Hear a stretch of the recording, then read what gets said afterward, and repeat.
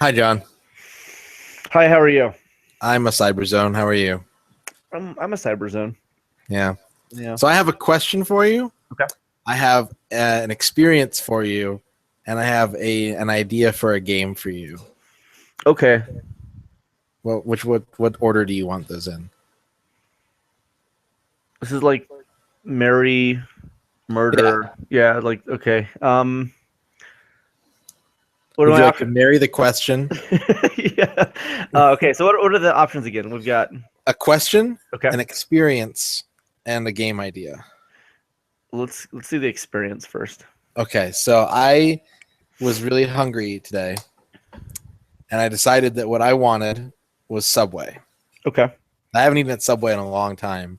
Okay. But it's the closest restaurant to my house. So my options were basically order Jimmy John's and have it delivered, or go get Subway. And I prefer Subway to Jimmy John's. Mm-hmm. And I said what I really wanted was a meatball marinara sub. Ooh. But I wanted to see if they had like any sales or anything like that. So I went to Subway.com to look for deals. Mm-hmm. And they had an order online function, which I thought was kind of funny because you can't get it delivered, but you can like have them like it does not take very long for them to prepare a sub at Subway. But Yeah. if you're in a rush, you Yeah. can order it in advance and pick it up. And I learned that they have an option at Subway that you can take any sub and turn it into a chopped salad for like $1 extra. Wait. Okay. Hold on. So, like, do they just a chopped salad? Is that like a bread salad, or do they actually No, like pepper they with make like a lettuce? salad. They make like a bowl and they put salad. They put greens in it, and then they put whatever you wanted in your sub in the salad. So since I was on the meatball marinara page, they showed a meatball salad. It was just like a salad in a bowl with like 4 saucy meatballs on top. Or the meatballs like chopped up, or are they just full of No, they were meatballs? just whole meatballs. Okay. And the idea of a meatball salad really It's, like I love it. it seems counterintuitive to what a lot of women, and I'm just making the generalization that, women order salads a lot. Women love salad, man. They Women love go salads, right? it's their favorite. So I want to know, like, you invite like a girl to a restaurant, she's like, oh, I'm not super hungry, but she wants to get something. So Yeah, she I'll gets have a a little bit. salad, and I'll have I can I have your unlimited meatball salad? it's just peppered with gigantic meteors of beef. Instead of like a peppercorn grinder, it's just like a tube, like a t-shirt cannon that shoots Just straight meatballs. into it, just splashing marinara and vinaigrette everywhere. Yeah. What dressing do you put on a meatball salad? What would you choose? I just choose something oily. What was that, Trent? Italians. I actually when I get a meatball sub from Subway, I put a sauce on it. I usually get some honey mustard or some ranch. That sounds actually, yeah, that's really good. I like Ranch on that a a meatball. lot. Yeah. Ranch balls. I love rancher balls. I also, I like their creamy sriracha. That's Yeah. absolutely my thing. Doesn't the Red Whopper thingy have? No, Jack in the Box has a new creamy sriracha burger with curly fries on it. I would eat that. Yeah. That sounds delicious. That sounds absolutely delightful. And Had Mike- that. Graham said he'll be on a little bit, so we could actually start the show here in a moment. But he said he'll be a little bit later. So, but I mean, we're just going to be talking about this anyway, so it's kind of Yeah. It's kind of I can move on to my question if you like. okay. So the experience is you got a Subway salad. And I didn't get it, but I had the option to Oh, you had the order option. a meatball salad. Okay, I would get because what do I usually get? My normal Subway lunch it's very much the same every time. Can you also get your Like the cookies. yeah, cookies chopped up and put in your meatballs? I'll go to subway.com. I'll answer your question with 100% accuracy. Okay, because I want to know if you can get the bread from your normal sandwich actually put into the salad as well too. So you could chop up like a whole bunch of flatbread, or get it diced and then thrown in there. Flatbread croutons for your salad. I don't think so, unfortunately. So you can't actually get the bread. You can just get the sandwich innards put onto a salad. Yeah, I think it's supposed to be like a low carb option is the reason. Oh, I see. Okay. But even as an option, like, will they not let you? Could they say, no, that's too many carbs. We can't. Yeah, they're like, excuse me, sir. This option is only for people trying to limit their Exceed the carbohydrate. carb limit. Yeah. Okay. I have sworn an oath to John Atkins himself. Well, because he'll fly down there and sue you personally, Yeah, he'll be like, this man is a filthy bread eater. and no employee can afford that because he's rich. Yeah, Yeah. he's very rich. He sold a lot of books. He sold a lot of granola bars. This is a good time to point out that we have a Q&A section. If you click on the link that was posted in the various Facebook areas, or if you're on Google Plus, you can go ahead and type a question to us, and we will answer it live and on air, or we'll ignore it. That sometimes happens too. I'm actually talking to Dave Gilligan, previous store owner with me from Gamers Anonymous, and I'm inviting him tonight just to watch, because I don't know if he's available to actually participate.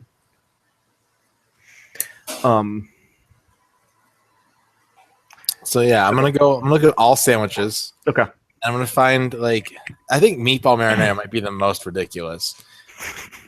You can get tuna, but it's not like a tuna salad. It's just like tuna, like chopped tuna as a salad. But it's literally a tuna salad. Yeah. Oh, I don't Okay, feel. start your order. You could get their processed eggs because they have like those really weird, whatever they're like their little eggs from the little. They're fake. They're fake eggs. They're not great, but for some reason I get them occasionally. Do you like hard-boiled eggs? I don't really eat them very often. I prefer scrambled, but I have nothing against a hard-boiled egg. I just don't really do them. I learned a trick to make them, and it's really easy, and they turned out pretty good. Put them in an egg in boiling water. No, you bake them. You put them in like a muffin tin. Ah. And like in their shells still, and you just pop them in the oven for like a half hour, and you pull them out and you put them in ice water for a minute, and then you peel them, and they're done. Huh. Okay. I'm not an egg aficionado. But I do like eggs very, very much. Over hard, over easy, whatever. Scrambled especially. I'm gonna send you a picture of this fucking salad because it is. I'm excited for this. Because I went to the salad section and they just have like it's just all of their sandwiches, but in salad form. Salad form. Yeah, I'll send you the menu too, so you can just look at all of them. Send me a link to find a store so I can look at what. Oh yeah, you have to start an online order and then you can. Yeah. Mm. My bad. It's all good. You can get a Subway melt salad. Subway melt. Yeah, a cold cut combo salad. It's just like sausage links or what? It's like bologna and like it's Black Forest ham, Genoa salami, and bologna chopped up and put in a salad. Okay. Can you order that in store? Or do you have to order online to get prepared? I think you can order it in store. I'm gonna try this tomorrow. I have another day off. This is my weekend, so it's like a little bit more than a foot long. Like a foot long cold cut combo is $5.50, and a chopped salad cold cut combo is $6. Why does this happen? I don't know. Eat fresh. Eat fresh. I do love Subway though. I actually just get the same thing every single time I go there. And I switched it up the other day and I was dissatisfied. See, that's the lesson. Never change. Don't ever change. Yeah, complacency is key. If you want to get ahead in life, do the same thing forever. Yeah, every day. Every single day. Regardless of result. Exactly. So now you have that was your experience. Yeah. So here's my question for you. And it's a very brief question, but what is your favorite movie that stars Billy Crystal and Danny DeVito? I was trying to think if Danny DeVito was in Spinal Tap, but I don't think he is. No. Let's see. I'm trying to think of all the possibilities. I think there's only one. Okay. Well, I'm trying to think now because I'm sure I know this, but I guess whatever it is my favorite movie. I can think of. He's not. It also has Anne Ramsey in it. Is it Throw Mama from the Train? It's Throw Mama from the Train. Okay, that's what I was thinking, but I was like, is that right? Okay, yeah. Then Throw Mama from the Train easily. Yeah. It's the best movie. I wish there was like an intersection feature on IMDb where I can look for things that have. There's got to be that. That has to be a feature somewhere. I would imagine so. I would like that. Okay, so that's the question. Throw Mama from the Train is my favorite movie with both those actors. Yeah. Okay. It says that Danny DeVito is known for Batman Returns, One Flew Over the Cuckoo's Nest, L.A. Confidential, and It's Always Sunny in Philadelphia on Fair. IMDb. Those are the 4 things. Also, he responded to the question. I don't know if you saw, but someone actually asked him about being the voice of Detective Pikachu, Oh yeah. and he gave the most Danny DeVito response possible. He did, because he doesn't know what that is. No, he's an old man. But here's He what's doesn't know even time. better: is people were like very much condemning the idea because they're like, "Oh, he doesn't know what Pokemon is. Of course, it's not happening." But I'd like to think that he could still be, propositioned by Nintendo at some point to be like, "Hey, you might not know what this is, but you just have to record like 50 lines of this weird dialogue, or more than that." But Yeah, and he could be like, "Okay, cool, whatever." Like he'll do it, right? yeah. Give me the money. So he doesn't have to know what Pikachu is at all. But I mean, it's probably not going to happen. But I like to think that, it's not conclusive just because he doesn't know. But it would have been so perfect. Yeah, He should do the voice of Samus. he should do the voice of. I'm thinking that he should do the voice of Sakura from Street Fighter. From yeah, exactly. Just trying to copy Ryu. Yep. I was discussing with Dave earlier. He texted me and he showed me a picture of the eShop from the Nintendo 3DS, and on the eShop was a copy digital download of Garfield Kart Racing for $29.95, right? Yeah, a reasonable price. Reasonable price. And so we both got excited and joked about how it's it's on sale for 75% off.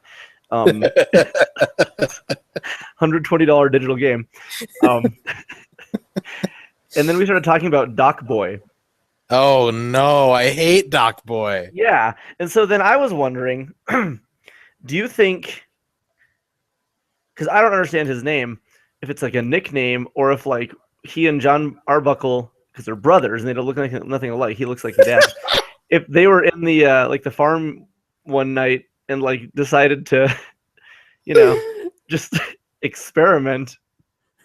I just want to point out that I went to Google this to find out, and the first thing that Google auto filled in was Doc Boy fanfiction. Okay, good. Doc Boy Arbuckle is John's younger brother. Yep, he's like bald and weird. He hates being called Doc Boy. He hates his name. Yeah. What's his real name? They don't say. And then this was revealed to be a result of him starting to wear. Wait, what? He hates being called Doc Boy, but puts up with it. Parentheses. This was revealed to be a result of him starting to wear long pants the Thursday before this was revealed. what the hell? And we just discussed the idea of like there's Garfield lore. There's like I think that this is okay. So I guess Jim Davis has a real life brother whose nickname is Doc. And then it's also supposed to be like John Boy from the Waltons. It also goes on to say that his personal name is David, like Jim Davis's brother. So okay. So maybe Doc Boy's real name is David. But the personality tab, because this is from the Garfield wiki, so anyone Who did this? and I feel like they have been. One of the pictures is John and Doc Boy eager at Christmas. But it says Doc Boy is just as immature as his older brother John. He is far more out of touch with fashion than John. He is also even stupider than John. Unlike his brother, Doc Boy likes mice. Although he is generally ignorant of urban life. Was this like an established character trait that John? I like that this is the following sentence. Okay. Because even stupider than John, and he likes mice. Period. Although he is generally ignorant of urban life, he did have one astute reasoning to remain on the farm. After his parents died, he would likely inherit the farm, to which Doc Boy would plan to sell it, make a huge profit, then retire while still young. Wow. This goes deep. Okay, so but the Arbuckles, their parents aren't dead, right? Did they die in the comic at some point? Or is his plan ultimately for them to die and they just He's going to kill his parents. Okay. Sell the farm. Okay. Also, I do hate Doc Boy, but I don't hate Doc Boy as much as I hate Lyman. Lyman. Which is Lyman? Lyman is the guy with the shitty pencil mustache. Oh, Lyman. I was thinking like a Spanish pronunciation like limon. Oh yeah, like I was like the subliminal Sprite commercials. right, exactly. Yeah. Okay, Lyman. That's right. Oh, that dude sucks. Yeah, I totally forgot about him. Because he has Also, like they little beady eyes, right? yeah. He's Yeah. just got two little like ovals for eyes. Okay. Yeah, it's not acceptable. Ugh. Mm-mm. Ugh. Garfield. The world of Garfield. What city do they live in? I assume California. The city of California. Yeah, exactly. Like I assume they live in the state of California, but Okay, they have shown John's parents, and his grandma is still alive as well. John yeah. is John fresh out of college? Like, is he an optimistic young boy with a new degree? I don't know. I feel he's got to be like late 20s, early 30s, maybe early 30s. We'll go with for Mr. Arbuckle. I don't know if he's fresh. If he's like a 21-year-old man, I would feel really weird. But I don't think so.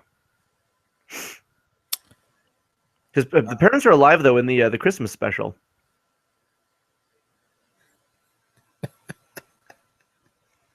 Also, who does Normal belong to? Nobody. Just a stray? Yeah. That's not fair. Okay.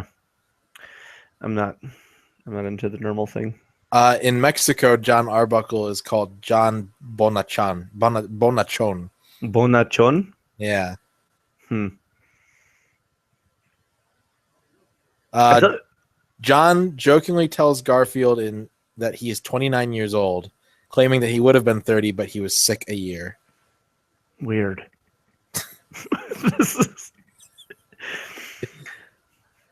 So Jim Davis just made like this really mentally unstable character, and like he hangs out with his animals and talks to them, and that's fine. But Yeah, he's a cartoonist by profession. I don't think I knew that. Actually. I don't think I knew that either. John still manages to make enough money to keep Garfield with lasagna. No easy feat. Nope. Look at eats the ferns too, and those are Often, John, as well as Garfield, gets bored and comes up with fun ways to cure boredom as he was speaking, such as buying new socks, clipping his toenails, or playing Guess the Burp with Garfield. Okay. I feel like depressed thinking about the world of Garfield. Yeah. I don't think it's a place I want to know. So also, a quick reminder to anybody who's watching is down below, I believe, or off to the side. I'm not actually sure. Somewhere on the page, there is a button where you can actually submit questions to us, and we can answer them and respond to them and do all kinds of. We can interact with you. Yeah, and where we can just talk about Garfield. For like 3 This hours. is the Garfield podcast? Yeah. Okay. How do you think Garfield looks in 3D? Like if the Sony, if the PlayStation VR, like Oculus Garfield. Cart? yeah, exactly. Oculus Garfield cart. Because imagine like looking down, you just like these fuzzy. You know, honestly, the one thing that I would not want that to be, why I don't want that to exist, is because I hate the way Jim Davis draws lasagna. It just looks like Garfield's bed with cheese. I can see that. Yeah, it's not fair. I don't want to see that like in front of me. I don't want to look down and see like steam coming off of a cat bed. Okay, so if you're playing Garfield Kart, does he drive a pan of lasagna or is he driving his bed? I think those are I assume that at the end of every race, there's a giant lasagna like kiddie pool that Garfield ramps his cart off into and then splashes down in. So what if Garfield loses? Like an Odie takes first. Then Odie, I don't know. Yeah, I assume the world just like it blows up. Or he like takes like Garfield gets angry and he detonates the nuke. Oh, so he kills whoever comes in first. Yeah. Okay. So eventually, if you keep playing, there's not any more racers. You have to come in first. Okay, but he only kills first place. Yeah. So if Garfield, okay, so here's the new proposition. This is along the lines of like the other really hardcore games we used to talk about a long time ago. Yeah. You race against these characters, and if you take, ultimately this is it's a very kid friendly game because you play as Garfield, and if you win, you keep playing. But if you lose, you kill whoever's in first, and it erases their data from your save file. So like you can never play as Odie again until ultimately Can you re-download him for a fee. You could we'll make this kid friendly, so you could just restart your whole game, but you lose all progress, all data. It's like an initialization. Okay.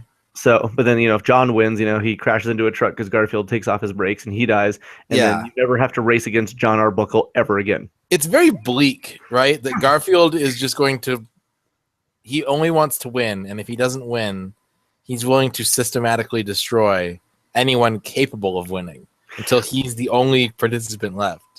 I wonder, do you feel that Garfield is that vindictive? I mean, Heathcliff maybe seems like a little bit more. How many times has Garfield kicked Odie off the table for no reason other than to do it? So he does that, but like, would he kill John? Because if he killed John, where would he get the lasagna? Lyman. Oh, that's fair. Yeah, Lyman would take over the Arbuckle household.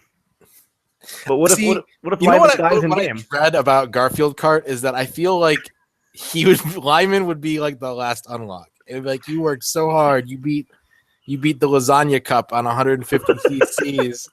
Here's Lyman. Enjoy. Final characters, but then you can just kill him and get rid of the DLC or the. You can actually. No, you can't, because Lyman can't come in first. Lyman, yeah, it's impossible. Yeah, he will break at the finish line, and if you try and run into him, he turns into a ghost. So can you like download new characters? Say they have like Dark Lyman or whatever, Shadow Lyman, and you lose to them. Do they just get erased from your file? You download them and then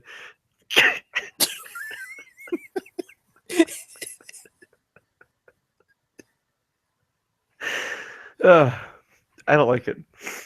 Yeah. The dark world of DLC and unlockable characters. I saw a billboard today. I was in El Paso briefly.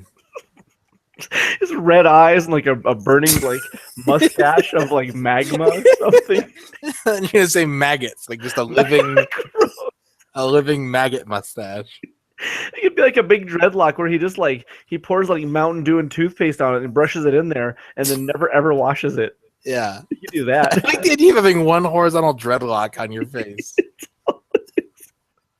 How do you know it's not? The way it's drawn, it seems like it's not a single, Lyman. That was a character. Yeah. Still exists. Okay, I'm sorry. What were you saying? I saw a billboard in El Paso. It was for stopping underage drinking. Okay, I'm sorry. Yeah, stop underage drinking. That is good, but no, continue. What do you laughing at Shadow Lyman? You need to draw that. Yeah, it's gonna have to happen soon. Honestly, if you look at the picture of him, it doesn't even look like it's a mustache. It looks like rotted teeth hanging out like an overbite. Or conversely, that his mouth was like sewn shut and it's infected. Or what if he got like his lip ripped off? Ooh. And it is just, He looks like a jack-o'-lantern. He looks like a human jack-o'-lantern. He is disgusting. Yeah. He is disgusting. What a vile human. Mm-hmm. Okay. So your billboards that don't promote underage drinking. That's good. Yeah, they're like stop underage drinking. Yeah. But it was in the Double Dare font. Like Mark Summers? Yeah, like picture the Double Dare font, and then it says "Stop underage drinking." Is like a picture of like a gigantic nose with a flag in it? No, reach for the stars. Yeah, well, maybe it's like if you're really drunk, go play Double Dare. Don't drive your car. Michael needs an invite, by the way. I tried sending him the link, and it didn't work. So, well, I'll send it to him again because it's right there. Yeah, there it is. Exact same link. Okay. Anyway, what if Double Dare was just a PSA? For not drinking? Yeah, because if someone's like, "Hey, drink this beer," and you're like, "No," and he's like, "I dare you." Oh no, I double dare you.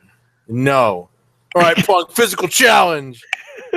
He'd jump into a pool of slime and like a bucket on his head, and until he has to like the beer is like being lowered into his mouth. So he has to complete the challenge before he gets drunk? Yeah. Okay. I like the idea of Double Dare just being a vehicle for like corrupting children.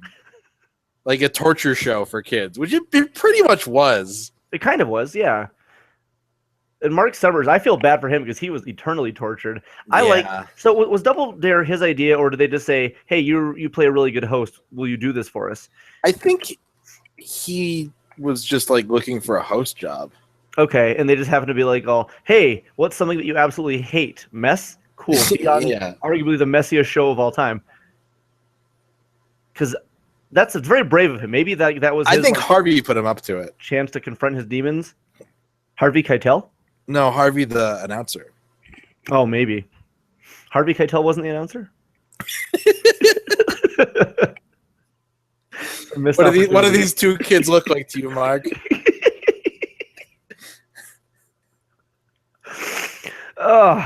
They should have a version of Double Dare like that takes place in like 1920s New York, and they just, if you lose, they blast you with a Tommy gun. Just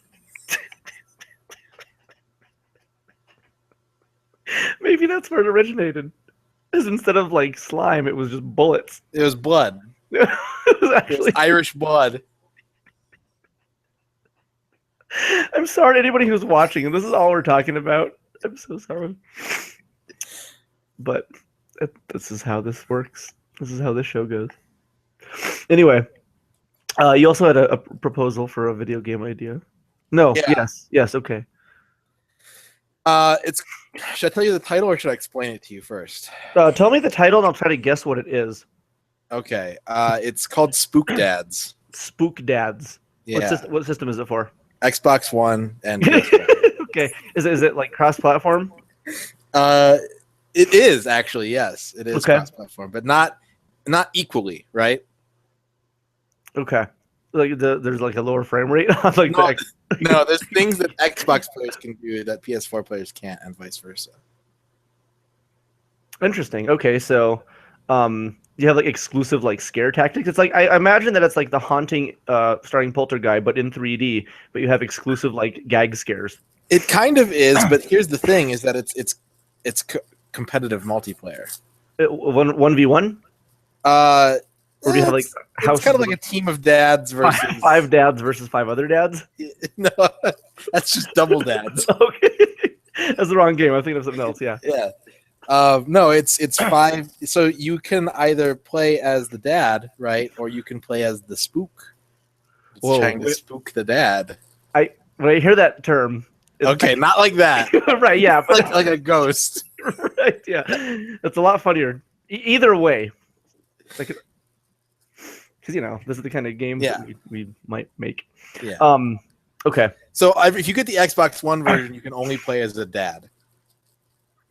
Oh, so like, if you want to get like the full experience for yourself, you have to own both systems so you can play as both sides. Yeah, The kids for players haunt, and then the yeah. Xbox One players are the dads. And so the idea is that you have to protect your children from the spooky things, but you can't let them see your fear, because then they won't respect you. So you have to face your fears, but you also have to like micromanage if your children are around, because if they're not around, the ghosts might get them. Okay, so like if you leave your kid like in the bedroom and you go downstairs, the ghost might go up to the bedroom and get the kid. Yeah. Okay. But if there's too many spooky things on the screen and your kids are around and you like cry, then you lose. What's is there a DLC? I assume, yeah, like different kinds of houses and maybe like an extra storyline that kind of wraps up. Oh, there is a storyline to this. Okay, Yeah. so by default, what is the ghost? Is the ghost just like an arbitrary haunting entity, or is it like the dad killed like the wife's ex-lover? You're not far off. It's another neighborhood dad who's so jealous of your parenting prowess that he kills himself. Wow. So he leaves his kids behind because he's a bad parent? Well, obviously, right? Okay, yeah. He's such a bad parent that he kills himself and then comes to your house to haunt you. To make you a worse dad. So he doesn't like go in the house and like kill the kids. He just goes in and starts like knocking stuff off of their shelves, and your kids start getting worried. So you have to go console them or like get them a brownie, and then. But at the same time, managing your own fear. Because if it gets too real and like suddenly the dad is like, no, something's happening, right? Yeah. And then that makes you look crazy, or worse, like a coward in front of your children. Your kids judge you. So my dad is such a weenie. Yeah. Which is like if you preempt, like if spooky things are happening in your house and the kids don't notice it, but you're trying to stop it, Mm-hmm. they're gonna be like, "Dad's crazy. Like he thinks ghosts are real. I want a new dad," and then they move in with the ghost. I want. And it's a constant world, right? Like so, it's a battle Okay. between ghosts and dads that plays out over the span of the game's life. So if a ghost takes a dad's kids and makes them ghost kids, Uh-huh. that's the dad has to win them back, or like he has to find a new house to claim How do you with the win, children inside. how do you win a kid back if they've become a ghost? Well, Can you like resurrect them or yeah, there's some kind of like tough love, like hug it out. you hug the ghost until it becomes a You make living them son? do chores until they build enough character that their body becomes corporeal again. Can you convince a ghost to do a chore, or like what if the ghost tries to get you? Well, Basically- ghost kids are like dads are inherently authority figures, living Okay. or dead. So they would. Okay, can you do this with like, say you have the Stevensons across the street, but you're the Smiths? Can you go get like recruit the Smiths or the Yeah, if Stevensons kids? if you need more kids, or you want to collect extra kids to give yourself bonus rooms. if you have enough kids, do like they expand the house for you? Yeah, Or do you- every kid comes with a room. So if you want the biggest house, you need the most kids. Okay. Okay. All right. There's a couple things. Are there DLC packs? Like, could you do like the Ghost Dad pack and you get Bill Cosby? Yeah, but that one costs more. Like normal DLC packs are $4.99. The Ghost Dad pack is $7.99, and also it may be removed pending lawsuits. Oh, that's fair. So $4.99, does it give you a new dad and a new kid? You get a new locale. So like the game starts out in Peoria, Illinois. Okay. The DLC will give you like Miami Beach or like, Prague. See a beachfront house. Yeah. Yeah, and you could like try to push the ghost into the pool. And the thing is, because it's this battle between ghosts and dads, Yeah. if more dads buy the DLC than ghosts, then they're going to have an easier time in that location. Okay, so Whereas- ultimately, Whereas if you buy like the Transylvania, that's a bad example, 'cause obviously. If you buy like the Mogadishu pack, and it's just really popular on the PS4 where all the ghosts are, yeah. you're gonna have a hard time because it Okay. is just that location is teeming with ghosts. So ultimately, is it sort of like you could call it like a pay to win kind of thing? In a So sense, it's like a community pay to win. okay, You convince your other console owning brethren to seize Karakau with ghosts, then go for it. You know, you're gonna have a Okay. great time. Those kids are easy pickings. okay. So how long? But the thing is, the ghosts don't want the kids because the name of the game is Spook Dads. They just want to Okay. scare the dad. Okay, they just have an easier time with the kids, but then the kids can also be swayed back to life, Yeah, essentially yeah, Um, they can be convinced. coerced into living again. That's like the idea that the ghost is not going to kill the kids, but by claiming ownership of them, they take on properties of their dad. They become ethereal. Yeah. So is it like a monthly leaderboard kind of thing, and then at the end of the month it resets? No, it never resets. It just goes forever. Yeah. Okay, so ultimately, like in 10 years, you might look at the scoreboards and see that like just there's way more PS4 ghosts than there are Xbox dads. Yep. And then that's it. Yeah. If the game is not successful on one platform, it's going to be a very lopsided. Right, exactly. So it's up to the consumer to make this battle even. Right. If you want to have the premium experience, you have to really like go out and grandstand your friends to make it the way you want it to be. You could manipulate the experience by buying like 50 PS4s and 50 copies of Spook Dad, and then just having just tons of extra dads or ghosts on one side. Yeah, and they don't even they're just idle, but like you could You can leave them in every room of the house, and every room that the dad walks into, he might just start panicking. yeah. Okay, so you could actually like set up like your own private, like it's like ultra chess. Yeah, it's a dad-based chess simulator with elements of the supernatural. Okay, when does it come out? Quarter 4, 2017. That's not bad. Okay, who's developing this? It's a combination Koi. of of Naughty Dog. They're handling the dad aspect of things, and then Tiburon, the makers of Madden, are doing the ghost side. With the servers and objectives by 989. Yeah, Okay. it's basically Jet Moto 5. Oh, we have an older comment. We're in the middle of a conversation, but there's an older comment from Wilhelm Jackson talking about Starcade with a Double Dare aspect. I like that idea because it was like if you were playing, like, what was that game? Word Rescue. Do you ever play Word Rescue? I don't think I played it. No. You had to like slime enemies, or you could be slimed, and I just like the idea of like you having to play that game, and then if you die, they just dump like silly putty on you. It's very Nickelodeon. Although I imagine if someone took a bucket of silly putty and like shook it out over your head, that would hurt really bad. I was watching a video. I don't know if you saw this, and it was about this this dude who they're just like science experiments, and he's like, what if I sat in like a tub of clear putty? So they make all these different colored putties, and he gets into this tub, and they just pour clear putty all over this dude, and he's sitting there, and it looks like he's in a bathtub because it all sort of evens out, and he's just sitting there, and then he tries to get out, not realizing or thinking about the fact that silly putty gets unbelievably heavy in mass quantities, and it also gets stuck to like all of his body hair, and it's just totally stuck to his clothes, and it seems miserable. But yeah, he's like pulling it out of his armpits, and it just looks absolutely awful. Ugh.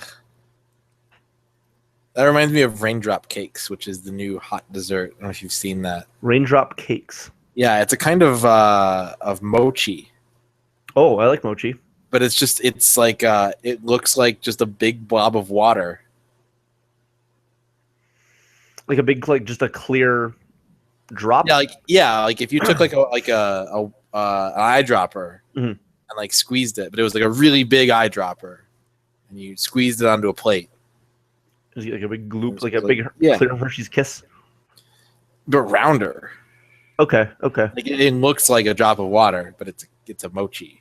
Like gel from Legend of Zelda. Yeah. Except for clear, I guess, instead of chocolate chip colored. Those are delicious, by the way. In Germany, Double Dare was called Drops with an exclamation point. Drops. Yeah.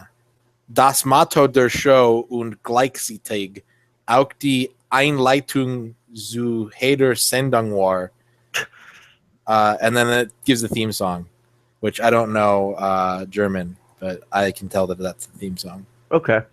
Now, I studied German for a little bit in high school, but I forgot pretty much all of it, so that doesn't matter. But do you think the theme song was it like redone in German, or do they just put subtitles? Because Double Dare's theme doesn't have words. Right, but like... Oh, so you think they just like transcribe the notes in German at the bottom? Like Mozart, yeah. Yeah, okay. It's on a harpsichord.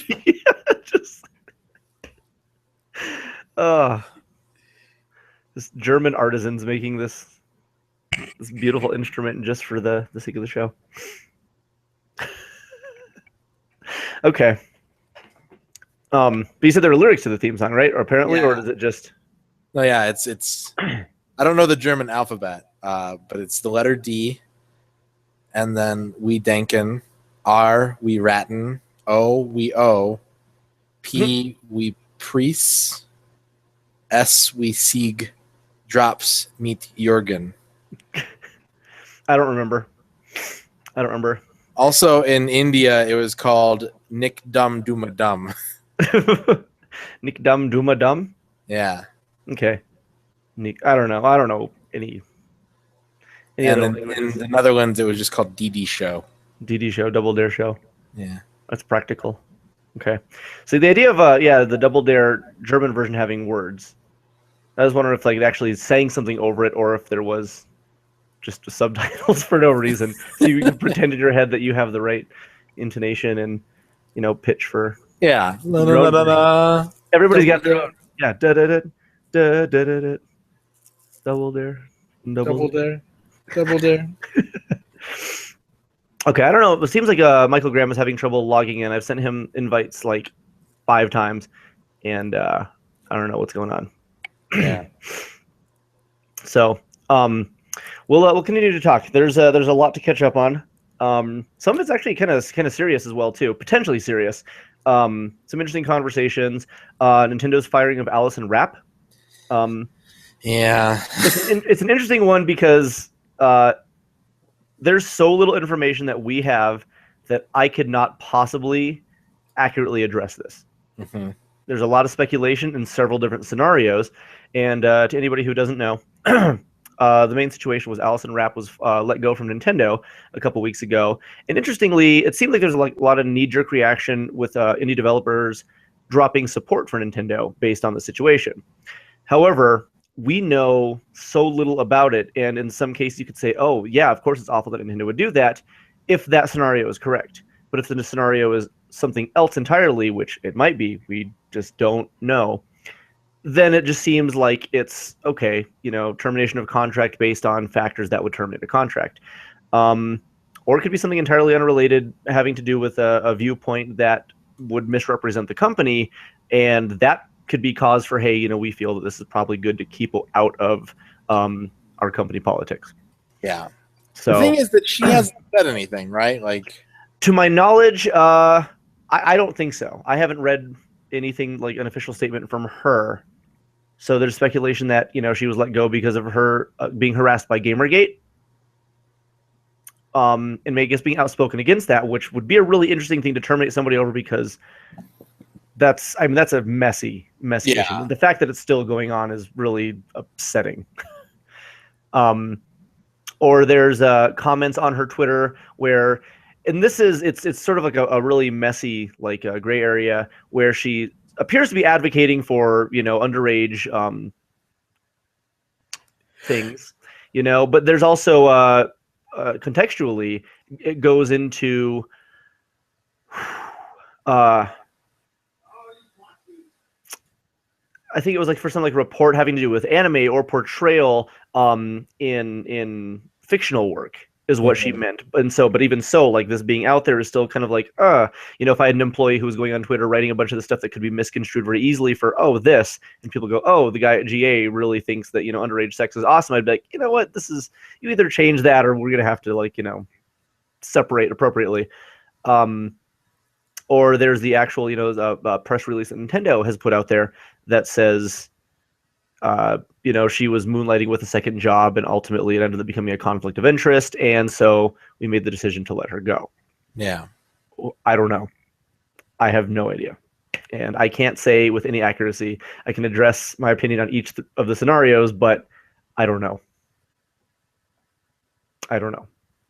Yeah, there's not enough information. There's not going to be enough information, and people really shouldn't try and take sides in this situation. Yeah, and it's very unfortunate. Unless they have word from Allison saying this is the reason why I got let go. Mm-hmm.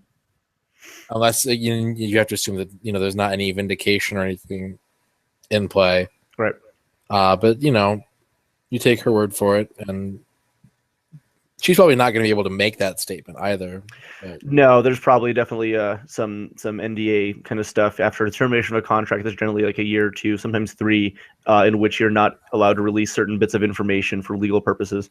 Yeah. Which is unfortunate, because the faster you can get the truth out there, the quicker the dust can settle. But it also sucks to address this 3 years later. Everybody goes, oh right, that, and it becomes a whole thing again. It sort of reinvigorates this stupid scenario, and that sucks. Whatever the case, I hope it wasn't anything genuinely that had to do with somebody feeling ostracized and being bullied out of a position. Yeah. But and Joel Valley says, can you guys read this? Yes, we can. Yes, we can. I can't. I'm illiterate. Michael can't read it, but I can read it to him. So that's really cool. It's very interactive. Yeah. So yeah, hopefully that thing gets ironed out. Hopefully everybody can come to a peaceful conclusion. Because if Nintendo did take a stance that was oh, Gamergate guys are harassing you, we're gonna give you the boot, that's an issue. That's a big problem. But it's too difficult to assess accurately, and I feel that it has to be handled not by anybody else, but the people who it involves. So best of luck with them to get this ironed out appropriately, because I would fight for the right to party. For the party, yeah. I would be a Beastie Boy. I would be unlockable in NBA Jam. I don't know how that happened. The 90s, man. It's a weird time. Yeah. Play P-Funk versus the Beastie Boys versus versus Bill Clinton and Al Gore versus the Fresh Prince and DJ Jazzy Jeff. That's yeah. There was a really interesting licensing period. Well, it was mostly just NBA Jam had that kind of stuff because I don't think those guys really did much to appear anywhere else. No, it was just NBA Jam. Yeah, I think it's funny that the game got so big, as big as it did, because that's a great game. It's fun, but it's interesting the kind of phenom that surrounded it. yeah, It's a weird scenario. 90s were a weird time. they really were. A lot of weird stuff came out. If you could have a classic 90s game and you want to experience it again the first way, like you walk into an arcade and you saw Killer Instinct, or you played the Jurassic Park, light gun game or something. Yeah. Is there what would be one of those games you had such good memories with that you want to rejoin it?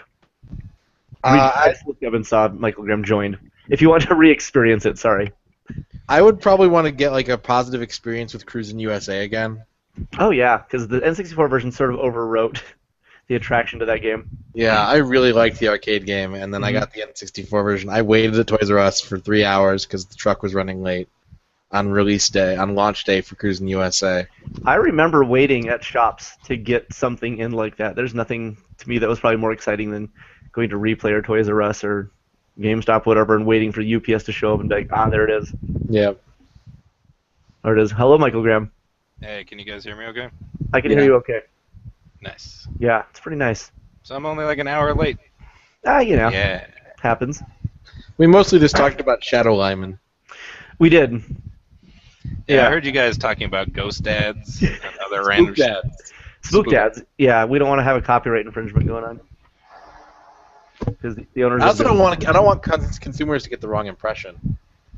That's also true. Also, I think your mic is super sensitive because I can hear like the air like blowing through. Yeah, there's I a know. powerful breeze.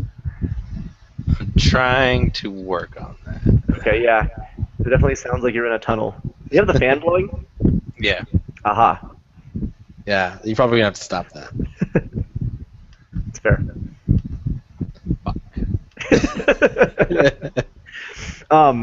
So yeah, actually, I would like to even take some viewer questions. We have some people hanging out here, and we'll answer literally anything you guys want. If you want to talk about politics, which I don't care to do because it gets people. But I'll do it.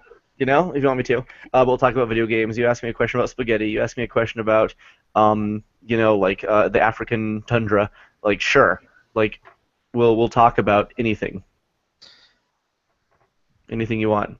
The web-based Zelda game. That was, Michael. No better. It's actually worse. much worse. Yeah. There was the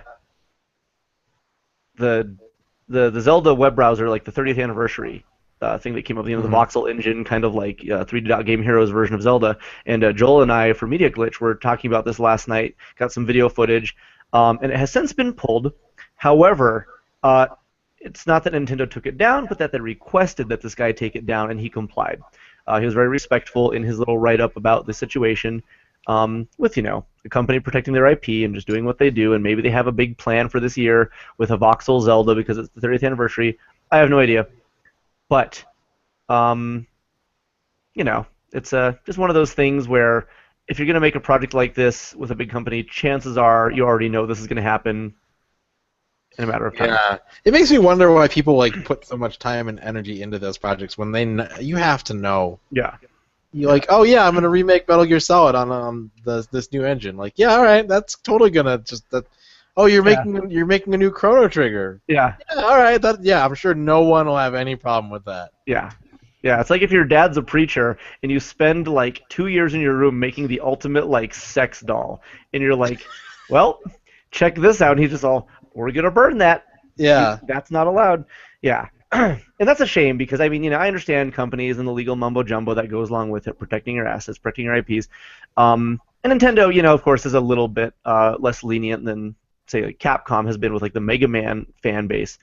But it's sort of inevitable that you'd make a cool Zelda tribute. It's not like you can't have a Zelda game, like a Zelda-style game, without it being Zelda. That's Newtopia. Yeah, well, that's literally just Zelda. It's straight up Zelda. Yeah. Which incidentally, you guys should look that up to see. Yeah, Newtopia is actually pretty fun, and Newtopia 2 is kind of like a what if, for if Zelda 2 weren't Zelda 2. Mhm. So if you don't like Zelda 2, play Newtopia 2. If you don't like Zelda 1, play Battle of Olympus or Faxanadu. Yeah. If you like Zelda 2, that's the ones you play.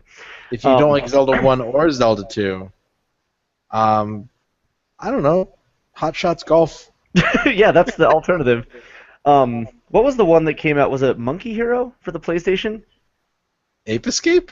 No, I think it was called Monkey Hero, and they were pushing this as like a Zelda killer. It's a top-down dungeon crawler, but it's like if Zelda were programmed by people who hadn't programmed a game yet.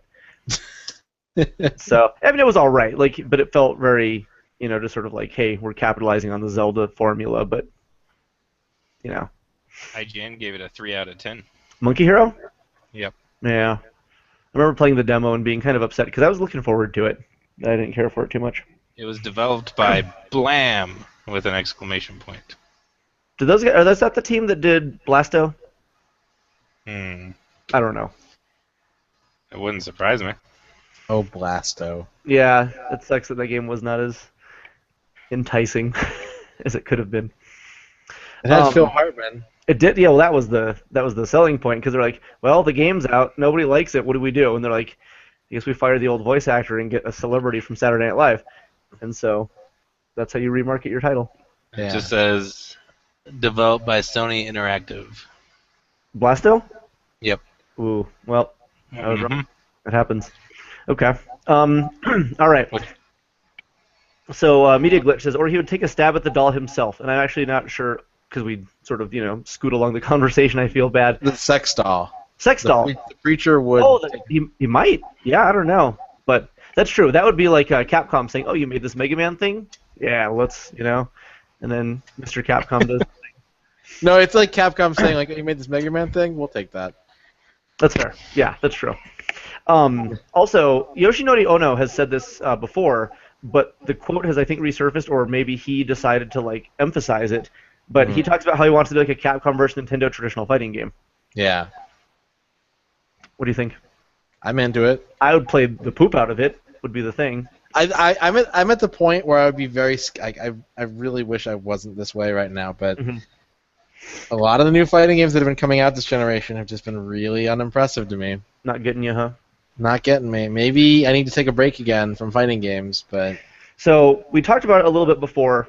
You're not into Street Fighter V currently. Nope. Since the patch and since Alex, it hasn't Nope. changed at all. Nothing. Nope. Mm-mm. Yeah, Alex is cool. I like that Alex is back. I don't like that they made him sound like Raphael from the first Ninja Turtles movie. He's a lot less New York than I wanted to. He's like a very quiet New Yorker, which is weird. Yeah. I didn't want to eat that pizza. He just sounds like they should have been voiced by Janine from Ghostbusters. We got one! I would play that game all day. Just on principle, yeah. No, On that's principle, that was the thing. fair. Okay. Or So- if he had a Janine skin. that would be appropriate. Like they just redo his character model entirely. He's just a different No, it's character. the same. It's the same. No, it's body. the same model. It's just It's just really big and hulking with little glasses and a skirt. they don't even bother adjust. It's just all stretched out So over it's his just for current model. clothing. Okay. Or is it like if she mutated into somebody like the size of him? Yeah, it's like those shitty mods from back in the day before people actually knew how to mod, where they would just take a skin and put it over a completely wrong model, and it would be Wrap all it around. stretched out Okay, and weird. Yeah, that's fair. Yeah. like Okay. back in Sims 1 era when people were trying to make Vampire Hunter D in Sims. I'm okay with that. Let's see. Okay. I have to actually, if you guys don't mind, anybody who's commenting off to the side, I love it and I appreciate it tremendously. When you're done with the comment, if you can manually erase it for us, otherwise it builds up on the side for us really heavily, and it doesn't do it in order is the biggest problem. And so sometimes the comments will pop up to the top, and sometimes they'll be down at the bottom. I guess it's based on the ratings of the comments, but it's not easy for us to go through. So if if we you- address your comment, Yeah, I strike might it from the record, kill it. kill it. All right.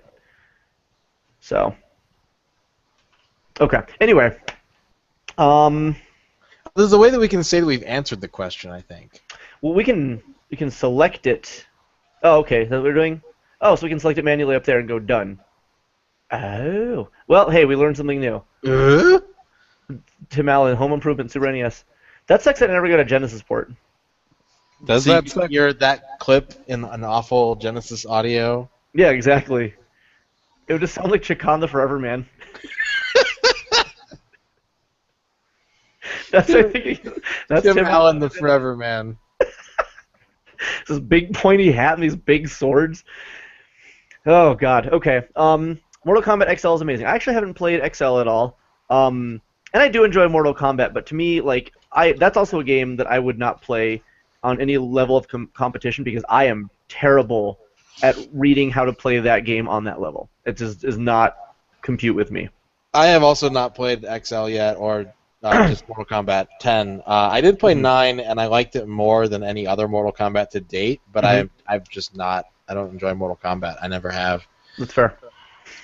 They're a fun guilty pleasure for me, and I like the characters, and I really like that they're bringing in a lot of like outside influences, you know, Alien and Leatherface and stuff like that. I think it's really fun that there's an emphasis on those guys just being there for almost no reason, but to me that's extra enjoyable. It's like Rash being in Killer Instinct.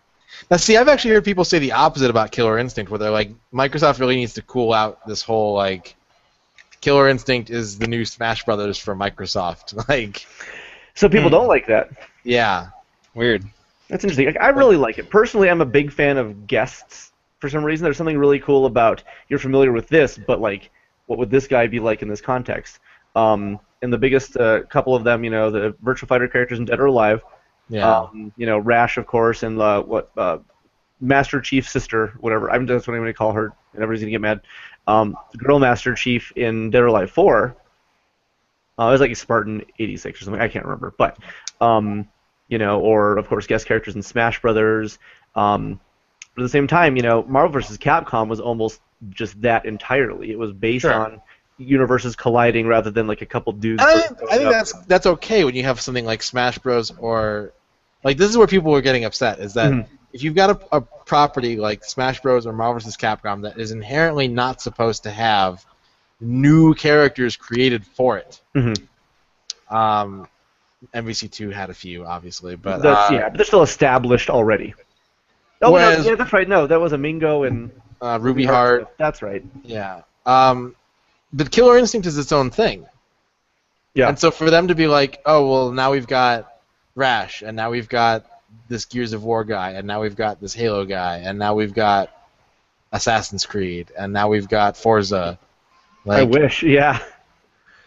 So what do you? I mean, what is it something like that you appreciate? Because I personally like that. I think that's really fun to dip into like a pre-existing character that goes, hey, this guy came from this game all the way over here just to go punch Glacius in the face. I like it, but this is kind of a new model. This is different. Like, Killer Instinct's got these characters coming out in season packs, and so, like, the expectation I would think is that if they released 6 characters a season, and 5 of them were Killer Instinct returning or new Killer Instinct characters, and then maybe they throw in 1 guest character per season. Like, to me, that is the utmost limit.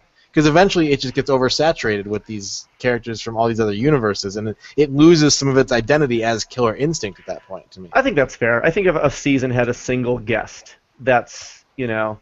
that's when fair. this guy joins the fray. Because what's a Rash and Arbiter, right? Yeah, and both... I think another one, actually. There's... Okay, yeah, that's definitely an overkill. I can agree with that. So that's the problem with it, is that it's so many guest characters. Yeah. Yeah. Whereas, like a game that's not meant to be guest, it's all original content, and then suddenly 3 of them show up for the new expansion. yeah, because I was going to say, that's the only reason I originally tried some of the earlier, like, Soul Calibers and stuff. Mm-hmm. Because I think they had, like, Spawn or Oh, yeah. Heihachi something like and that. I was like, yeah, I'll play that. Yeah.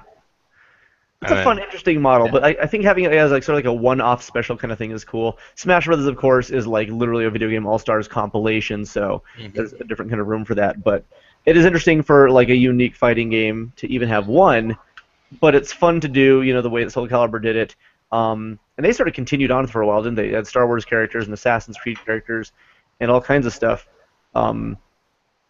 but now it definitely seems like they're really trying to pull the business model as tightly as possible. Because do you feel that it's because if they introduce Killer Instinct Season 3, people would be less inclined to get into it, but because there's these characters everybody's super familiar with from years and years ago, do you think that's the draw that they're actually trying to do? Because it gets me more often. Like if it was just Season 3 with like characters, I'd be like, oh, that's cool, I really want to play it, but I'm probably not going to buy it. I'm way more inclined to with Rash, simply because like that's speaking to nostalgia like heavily, right? And that's the only reason. I think one of the big problems is that KI is not a franchise that lasted a long time. It's not like Street Fighter that has dozens, if not close to hundreds of characters. That's true. That's true. They've already exhausted every single character from KI1 and KI2, including Season 3 now, because I think Tusk and Kim Woo are both Season 3 characters. Okay. So they're out. That's it. So they run the risk of either creating new IP, which doesn't have that resonating factor, right? There's no reason for people to say, like, oh, they added this character, I love that guy. Like, that's gone. Yeah. So to tap into that, they have to do these crossovers. Sure. And then Joel brings up a big thing. He says the bad thing about guests is that they don't bring them back in the next game. So I can spend 5 weeks mastering Freddy or Kratos and MK9, and now they're not in the new one. So, and that's par for the course for any fighting game, though. Like, it's not a guarantee that your character's coming back. Yeah, which is why actually I really liked that Street Fighter 3 was so different, because it made me say, Street Fighter 2 offers this, Street Fighter 3 offers this, I play the game for different reasons, you know? And so I kind of liked that each game had its own unique mechanic instead of this game simply overwrote the old one. Yeah. You know, and I know a lot of people that might necessarily resonate either. Well, I mean, that's the core issue that I'm having with Street Fighter V is that it's different, and I like Street Fighter, but I don't like Street Fighter V. I don't like what Street Fighter V has built itself to be. That's fair. And it's a shame because I want to like it, and I play it, and I keep playing it, but I don't like it. So that's fair. You know, that's fair. Street Fighter 3 still eternally my favorite. Yeah, you know, I'll play the other ones as well too, but just 3 felt mechanically it's one that spoke to me, and I guess that's kind of cool. Is that, you know, again, it's the resonance. You know, Mario Kart, whatever. The Super Nintendo one is still one of my favorites because the way it controlled specifically, and the track designs are very simple. There's nothing to it, but it felt tighter to me infinitely than 64. You know, it felt way tighter to me than Double Dash. And but Double Dash, of course, had a really great, super unique mechanic that made it say this is worth playing simply because this exists. You know, not that it's a better or worse game, but because it has this and the other one doesn't. So, yeah, that's a franchise that actually branches itself out pretty well for the most part, just because they have different sort of gimmicks and mechanics per game that make them all still worth revisiting. Yeah. So, I can't remember if we talked about this last time. Actually, Joel also says one more thing. And what did you guys think of Alundra? I only played it very briefly. I have to play it again soon on stream. Oh, That's been requested of me, so I'm looking forward to it. To me, it was just sort of like Sony Zelda game. Yeah. Working designs. It wasn't like a Sony, but it was PlayStation exclusive. On Sony, right. What got me was just the packaging. I mean, because working designs, they make their stuff look so good that no matter what, I'll play it simply because, like, oh, it is like a foil cover with 8,000 colors and it comes with a statue or, you know, like whatever like they would do. Working Designs always had just the best presentation. Yeah. And I played it when I was younger, but I don't remember it that well. But I remember liking it, is the thing. It's just been so long. Did you ever play Alundra, Michael? Play what now? Graham. So I've been starting because you're both Michaels. This is complicated. It's a very biblical convention of people. Did you ever play Alundra? It's like a PlayStation Zelda game, essentially. Better than Monkey Hero. No. Actually, when you guys were talking about Faxanadu earlier, since we just got a couple copies of that into the shop, that was one of those games that I remember playing 1,000 times as a kid and never having any goddamn idea what I was doing. That's and just clicking buttons until people told me to go away. Like, that's just pretty much all I remember of that game. That's fair. Was my brother being like, go do something else. I just couldn't figure out what the hell I was doing. Yeah. But now that I'm an adult, I actually want to play it and see if I can figure out what the hell is going on. Sure. It's actually really fun. I started going back through it kind of recently, and actually I think it was like 4 years ago, but that's recent for me. It's not. It feels like it's going to be one of those games where you're going to get stuck, but it's actually pretty linear. Yeah, which is kind of nice. And surprisingly short. Like, you beat the game and you're like, wait, I thought that I was only like halfway through this. Mm-hmm. No, you did it. Wasn't surprised. Yeah. Also, great. it's Fazanadu, and I hate that. Fazanadu? Yeah, I looked it up. Nope, I'm saying Faxanadu. It's Faxanadu forever. Yeah. Because it's like Xanadu plus fantasy. Yeah, Fazanadu. Fantasy Xanadu. John, Nope. Faxanadu. What? we could host a showing of the Page Master for no reason. We could also. The admission is. Unless you want people to come out to these things. Yeah, the admission is you have to come beat the game to get a ticket. Ooh. That would be a good super. The Page Master or Wish Kid? I don't know if I know Wish Kid. Wish Kid was I've a never heard of it. cartoon. It was a cartoon starring cartoon Macaulay Culkin, where he had a magical baseball glove. Oh, right. Okay. Do you have like a red hat? No, that's Mighty Max. Dang it. Maybe not then. The baseball gloves. It sounds familiar. I don't know. Maybe I didn't see it. Maybe I saw a picture. Yeah, he did have a red hat sometimes, I guess. Okay. Maybe. Oh, He looks so gross. Cartoon Macaulay Culkin? Yeah. Whatever do you mean? we can do Spaceballs. He looks like Richie Rich. We'll do Spaceballs. He is Richie Rich. I know. Oh. Yeah. So what's the best Macaulay Culkin game? Monster Party? Whoa. Party Monster is the movie. Yeah. Party based on. Yeah. Yeah. Macaulay Culkin just talks like a gigantic mouth or whatever. Okay, so what are our options? Home Alone 2, Page Master. Master. I'm assuming there's not a Good Son video game. No. From my knowledge. Yeah. It'd be like Spy versus Spy. And you could just like put a toaster in the bathtub so when the mom goes to put the baby in, like it zaps or whatever. There's not an Uncle Buck game. That's There missing. should be. There should have been for like the Apple IIe. I feel like that's something that during that era could have happened. There's not a My Girl game. There's not a Getting Even with Dad game. Can you save him at the end? Like, if you're fast enough, can you make your way into the woods and prevent the The beehive? secret from falling? ending. Yeah, exactly. No? Ugh. Okay. No. Well, that's too bad. I feel like there may have been. What was it? Oh, Jacob's Ladder is basically Silent Hill Homecoming. Jacob's Ladder 64? Hmm. Missed opportunity there, too. It kind of, yeah. That movie wasn't bad, by the way. It's I- not, I like but it. man, like I played Silent Hill Homecoming, and then my friend was like, "Oh, it's Jacob's Ladder," and I watched Jacob's Ladder, and I was like, "Jesus, they did not even try to make that game." Yeah, straight up. Literally what it is. Yeah. There are shot for shot. I don't know if you've played it, Michael, but there are shot for shot cutscenes lifted from Jacob's Ladder. Mm-hmm. Sort of rendered in the Silent Hill engine, but it is scenes from Jacob's Yeah, Ladder. just Tim Robbins looking at like a bus, and then just a shaky head dude in the bus, and you're like, oh, Silent Hill. Yep. Legitimately, I've only ever tried Silent Hill The Room, and I was like, I don't see what all the fuss is about with the Silent Hill games. Mhm. And it turns out that's not a Silent Hill game. But Yeah, that to me, unfortunately, was where I started losing interest in the series as a whole. 'Cause I felt like it was not.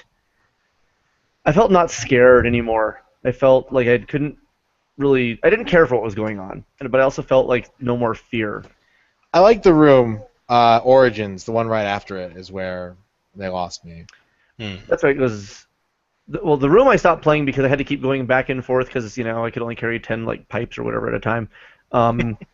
But Origins, so you have like a trucker, Yeah. right? And then like your stuff breaks really easily. You hit somebody with like a piece of metal like 7 times and it busts, and that's not, so you had to keep picking up like TVs and newspapers. I don't know what the weapons were, but things that were Weird all stuff. unbelievably fragile.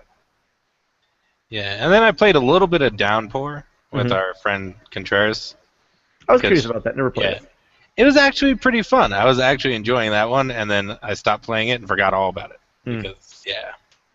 I played Shattered Memories a little bit, and that was an interesting idea, but ultimately frustrating to play, at least on the Wii. Yeah. Hmm. I feel like it would have been Controls were awesome lacking. actually to not be called a Silent Hill because it felt like, it's sort of like a retelling of number one, but capitalizing on the name rather than, that it's a unique kind of game. Yeah. Because what I liked about Silent Hill 1 is that it did like this, what's Resident Evil doing? Well, let's try this. And they did something else that felt new and different. And oh, that's, and then number 2 had some really cool, interesting, and unique kind of stuff. Some cool one-off gimmicks and mechanics that didn't become too frustrating. And it also, it set an atmosphere that you hadn't seen in a video game before. And then 3 capitalized on that mostly, so it didn't feel as new, but they were also tying in the story from 1, which was kind of a fun take on things. And so by the time I hit 4, I wasn't as surprised. I didn't feel like it was new anymore. And I think that's sort of what dropped my interest was that I was like, I'm retreading a scenario. Even if it was unique from game to game, I didn't feel like the element of new. That's sort of what dropped me out of it. Sort of like when I played Mega Man X7, it was kind of like, well, been there. Or what brought me into Mega Man 9 was that I hadn't played a classic Mega Man in 20 years. And then 10 was less impactful but still cool. And if they would have kept going with that formula, as much as I appreciated it, I think I would have eventually gotten to the point where it was like, well, this is why 5 and 6 weren't as appealing to me as a kid, is because it kept happening. Yeah. But then Mario 1 goes to Mario 2, and that whole thing was, of course, different. But then Mario 3, suddenly you have these mechanics now that open up flying and exploration and a world map. And then the next one introduces a dinosaur and a world map that has multiple exits. And then the next one's, and so building off of a franchise that can present itself in new ways is sort of what I want from sequel to sequel. And some games seem to do it, and some games seem to really capitalize so much on, hey, this name is popular, let's do this. I don't know. No, it's not going to happen. However, speaking of, I am excited for Star Fox. Man, the more I look at that game, it just looks better and better. So I'm going to show you guys something. Is it Star Fox? It is Star Fox, as a matter of fact. And he's standing here in front of me, and he's going to answer any question that you guys have. He appears to be on a Skylanders platform. Oh, he's a Skylander. Hey, Star Fox, what did you eat today for lunch? Hmm. I hate you, John. Me I'm too. so sorry. Okay. Radon, did you ever see the Dead Rising movie? Yeah, I was up there when I watched it with you. Yeah, yeah. He was with us, and that's what got me back into Dead Rising 3. I forgot about that. Mhm. I was going through my head again, trying to think of good video game movies. It's Dead very Rising funny, is up at but- the top of Silent Hill and Dead Rising are among the 2 best, Yeah. which is People keep saying Resident Evil, but I don't think those are really. yeah. More lasers kill people than zombies in the first Resident Evil movie, and it just gets more ridiculous from there. Yeah. I stopped after 2, and I know a lot of people that like them, and that makes me happy. But I felt that I just sort of lost. I have a friend who likes the Resident Evil movies, and he's like, and I like. He tells people, I like the Resident Evil movies. I don't care what you think. Fine, yeah, it's interesting to sort of know that by default, your general opinion is wrong, and I don't believe that there's a wrong opinion for it, but I like the idea. Well, you used the term guilty pleasure earlier to describe, I think some kind of game, and yeah, a guilty pleasure should be an affair with someone's wife, or ooh, or doing cocaine and then teaching a 3rd grade class, guilty pleasure, just singing along to Smash Mouth in the car is not a guilty. There's no guilt to that. The indulgence. Yeah. Well, is it guilty because if people knew you were doing it, you'd sort of feel ashamed, but you do it anyway? Yeah, but screw that. Yeah. Who cares? So you want something that's there's legal implications. Yeah, I want there to be legal guilt involved. Skinning your kids and then going swimming or something. Yeah, you can't be found guilty for watching Suburban Commando unless you stole it. Okay, so if you pirate old 90s movies. Hulk Hogan movies, yeah. It's Hulk Hogan movies specifically. Yeah. Okay. Then Gawker will find them, and then he will sue Gawker, and you'll get in trouble. Those guys are insane. But when people say, like, "Oh yeah, this is my guilty pleasure," it's like, man, just let it go. Like, who cares? That's also true. I think it's just sort of like a weird like social term, but it's fair. Yeah, like you really shouldn't care at all if I listen to Ace of Base, right? Guilty pleasure. All the music, like all the bands that I would count among my favorites, I could get shit for from telling people that they're my favorite bands, and that's a shitty feeling. Okay, you want me to go through the list? I want to hear your shitty favorite bands. Okay. Please say Smash Mouth.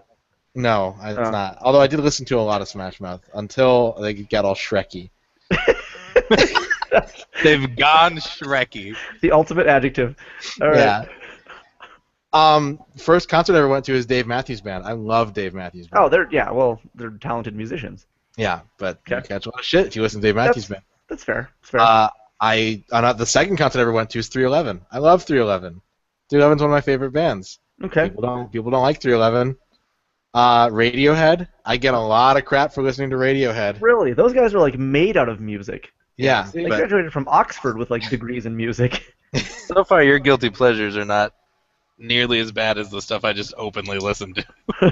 Well, I mean, but see, those are bands that I still like to this day, but I don't tell people. Like, there are CDs and bands that I listen to that I'm like, I wish I hadn't done. Like, I bought a Slipknot CD my freshman year of high school. I bought a Kid Rock CD. It happens. Yeah, I used to love Kid Rock. We make mistakes sometimes. Yeah. Godsmack was my first concert. Godsmack. We learn from our mistakes. Yeah, but see, that's not like at the same time. Someone could be watching this and be like, "Those are all my favorite bands," and us to be like, "That's what's great is it's not a mistake to somebody," and that's the emphasis. Is I may not like something, and I'll be silly about it, but yeah, if you like it, F everything else because that's yours, and you should own that enjoyment. Yeah, because I was straight blasting Backstreet Boys on my way to work today. Good. Like, that was just happening in my car. That's good. Yeah, you should like whatever you want. It doesn't matter. It should never. I like Backstreet Boys and NSYNC. I like Hanson at this point too. And you know Hanson's what? actually really good, man. Yeah, new Hanson. Holy crap! This is holy shit, Hanson. Questionable podcast of three grown men talking about how much they love Hanson. But no, if Hanson wasn't so awesome, we wouldn't have to have this conversation. That's exactly it. But Peter asks us, did Fox McCloud use bombs wisely? Yeah, when I play Fox. When I play him as well. I'm the kind of person that if a game gives me bombs, I'm like, oh, I better save those. That's exactly it's like a magic in Final Fantasy. You use it only when you really need to. I'm that same guy. I just have this stockpile of weapons, and my little brother's like, just use that fucking thing. I'm like, no, I'll probably need it later. Yeah. You don't know that you're fighting the last boss, and you've got 30 bombs, and you're like, I'm going to need these. I just went through Star Fox 64 again the other day because I was going to sit down and show Juanita to sort of prepare her for Zero. And she had never really played them before, but she knows the music, she knows the characters. And so I sat down, I was going to show her one or two levels, and then inevitably I was like, well, Bill the dog is in the next level, let's do that. And then, it's like, Space Battle's really cool, let's go do that. And finally I was like, whatever, I'm just going to beat the game. And so we went through and did the hardest ending ultimately, and, fought Andros, and he's big and... I actually, in my mind, Andros is still Scottish because of Star Fox Adventures. We're at the very end. Have you beaten Star Fox Adventures? I haven't. Okay. I have not. Well, spoilers. This game's 14 years old. You get to the end, and because it was done by Rare, I guess they didn't have an American voice actor, so Andros just yells at you in a big, loud Scottish voice, and he's just, Star Fox, it's about time to see ye. And it's really super ridiculous and wonderful. And so in my mind, forever, that's his voice. That's funny. Yeah, I'm very excited. Also, over the last 2 weeks, 4 different people have come into the shop asking me for that game. Star Fox Adventures. That's interesting. People gave that game a lot of flack because they're like, it's not really a flying game. And I'm like, well, it's called Adventure, Yeah, so it's got Star Fox in it. A little implication that it's, an adventure game, but it's one of those games also that I think didn't resonate well with people when it came out, and now a lot of people look back and go, oh, that was really cool. For its own thing. People still want traditional Star Fox, but, Yeah, I missed out on, all the GameCube titles when I was a kid. Because that was, the one system that we just never got. Yeah. There's a lot of good stuff. And Star Fox Adventures, Joel just asked, is it as bad as they say? I didn't find that it was bad at all. It's just you have to expect. It's a Star Fox game that has like very limited flying segments, and it's mostly just Zelda. Yeah, and it's not as bad as they say. Mm-hmm. It's far from being as bad as they say. Yeah. But it's kind of the worst of a lot of different games, where it's sort of like the collective aspects of Jet Force Gemini mixed with the gummy ships from Kingdom Hearts 1, mixed with, like, I don't know. The combat is actually really satisfying, but it gets repetitive. Yeah, there's not a lot of variety to it. That's true. It feels like a much better Zelda game mixed with, like, all the worst guns from Ratchet and Clank. That's a good way to put it. Worth playing, though. It totally is. The end result is still a game that's enjoyable. Yeah, and it looks fantastic, because Rare has always been good at that. So it's a great-looking game, too. And Andros is Scottish. Yeah. Okay, that's very important. The summary. And then Wilhelm Jackson asks, and this is, again, going to be very completely subjective, so which franchise is overrated? And it's worth noting that anything that we talk about or suggest, the bottom line is like what you like, no matter what. That is, because to me it might be Halo, and to somebody else it's going to be Mega Man, right? And that's my favorite franchise being overrated. That's fine. It's still my thing. I like.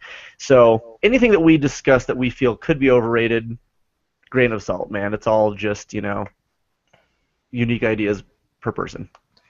But what about you guys? Is there a franchise that you feel is represented that, as a whole, you look at it and go, why do as many people like that as they do? Madden. You think Madden? Madden's my every other game. It's like I can see some aspect of it, but Just Madden is just the same fucking thing over and over again. Explain it to Radon right now. No, I agree. I agree too. At the But same time, like I was playing Madden. I was like trying to get my gamer score up, and I was like, I have Madden 07, and I never played it, and I popped it in, and I started playing, and I was like, yeah, Madden, I'm into this. Okay, why not? There have been merits to times where I've played sports games with friends that I have actually enjoyed, and I'm not a football fan. Like it's totally not my thing. I know a fair amount about the game, enough to watch it, but there is enjoyment. I had when watching two of my friends, Jason and Danny, playing Madden 2000 on the PlayStation 2 when it first launched.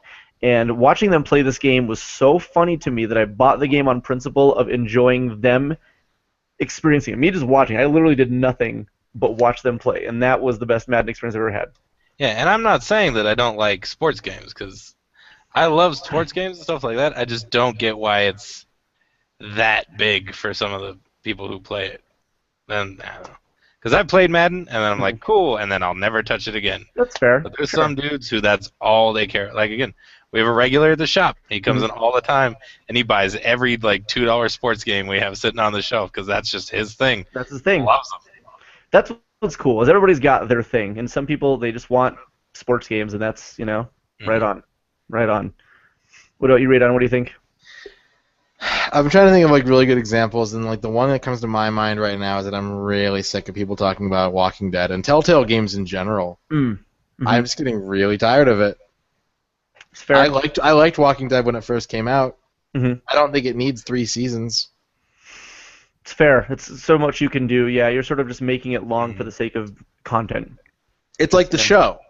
Like, it's never going to resolve. I don't know what kind of payoff you guys are watching for, because it's just going to be people getting killed by zombies or killing each other around zombies. That's all that show's ever going to be, because that's all the comic ever was. That's fair. That's a fair assessment. That's completely fair. They're not going to, like, find the cure. Yeah, find the key. Find the band The Cure. Find Robert Smith just hiding in an apartment. Yeah. Thank you. And he has the cure? Yeah, he does. He's got...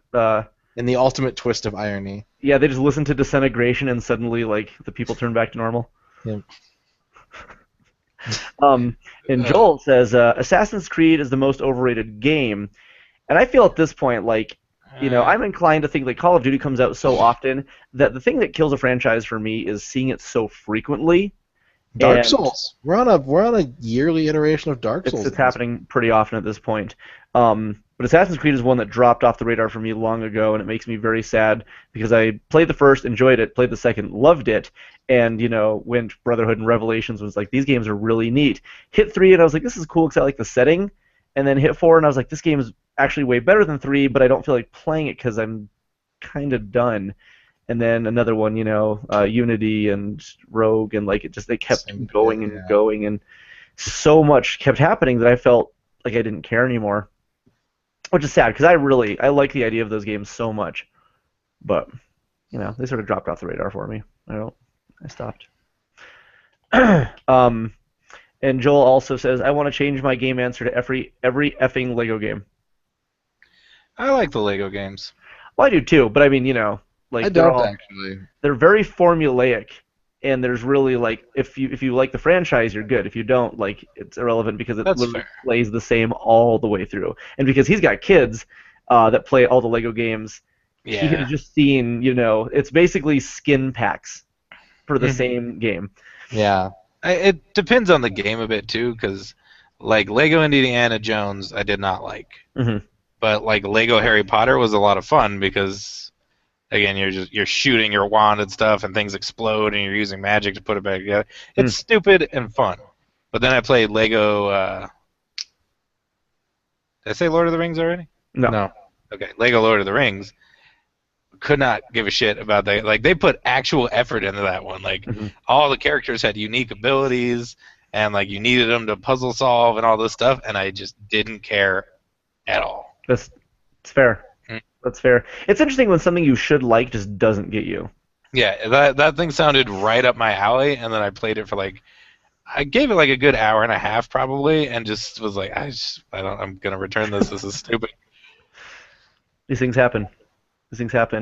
And my friend Peter says, what if Walking Dead ended the way I Am Legend was supposed to end? Which I don't remember. I haven't seen that movie in several years, so. Yeah, I don't remember. So, sorry.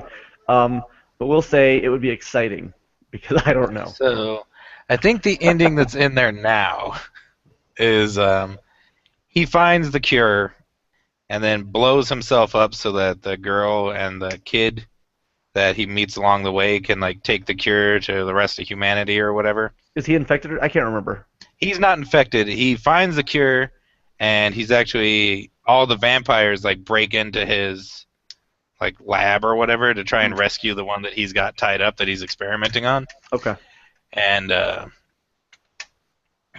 so he sacrifices himself so they can get away with the cure. I'm not 100% sure on the original ending, but I think he's supposed to die after having found the cure, and no one knows. But that's sad. At least that's the way in the Vincent Price version of that, Last Man on Earth. He has the cure, and he cures one of the vampires, but all the vampires actually come to murder him because during the day all he does is go around town and just kill every fucking vampire he can find. So they team up, the ones that still have their humanity or whatever, to come kill him because he's the monster. But at the end of the thing, he cures the girl, and then all the vampires kill him before he can cure any of them. And the last words in the movie are I was the last man, and then he falls over and dies. That's sad. Price, and that's what happened. Well, it's Vincent Price.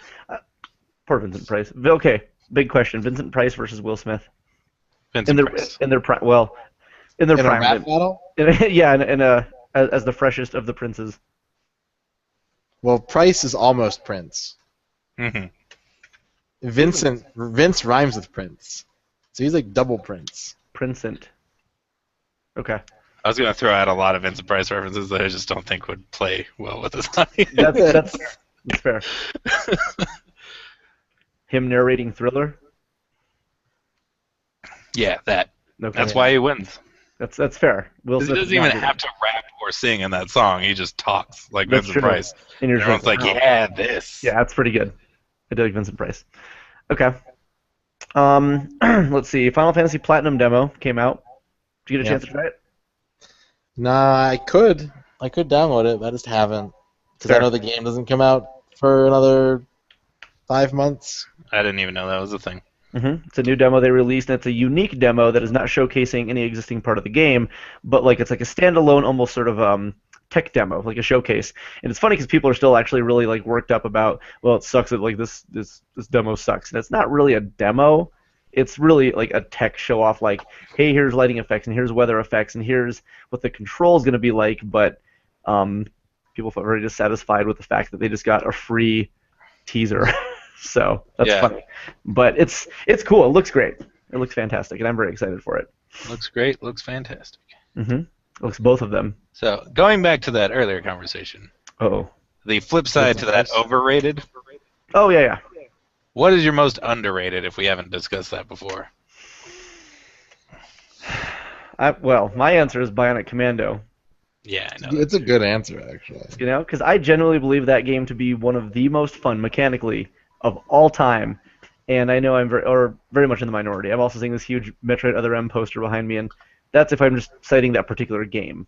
But well, again, we're going series. Is the entire Bionic Commando series underrated, or just that game? It's really just that game. So okay, yeah, let's go ahead and think about series as a whole. Because that's my tough problem, is I can't think of a series that just.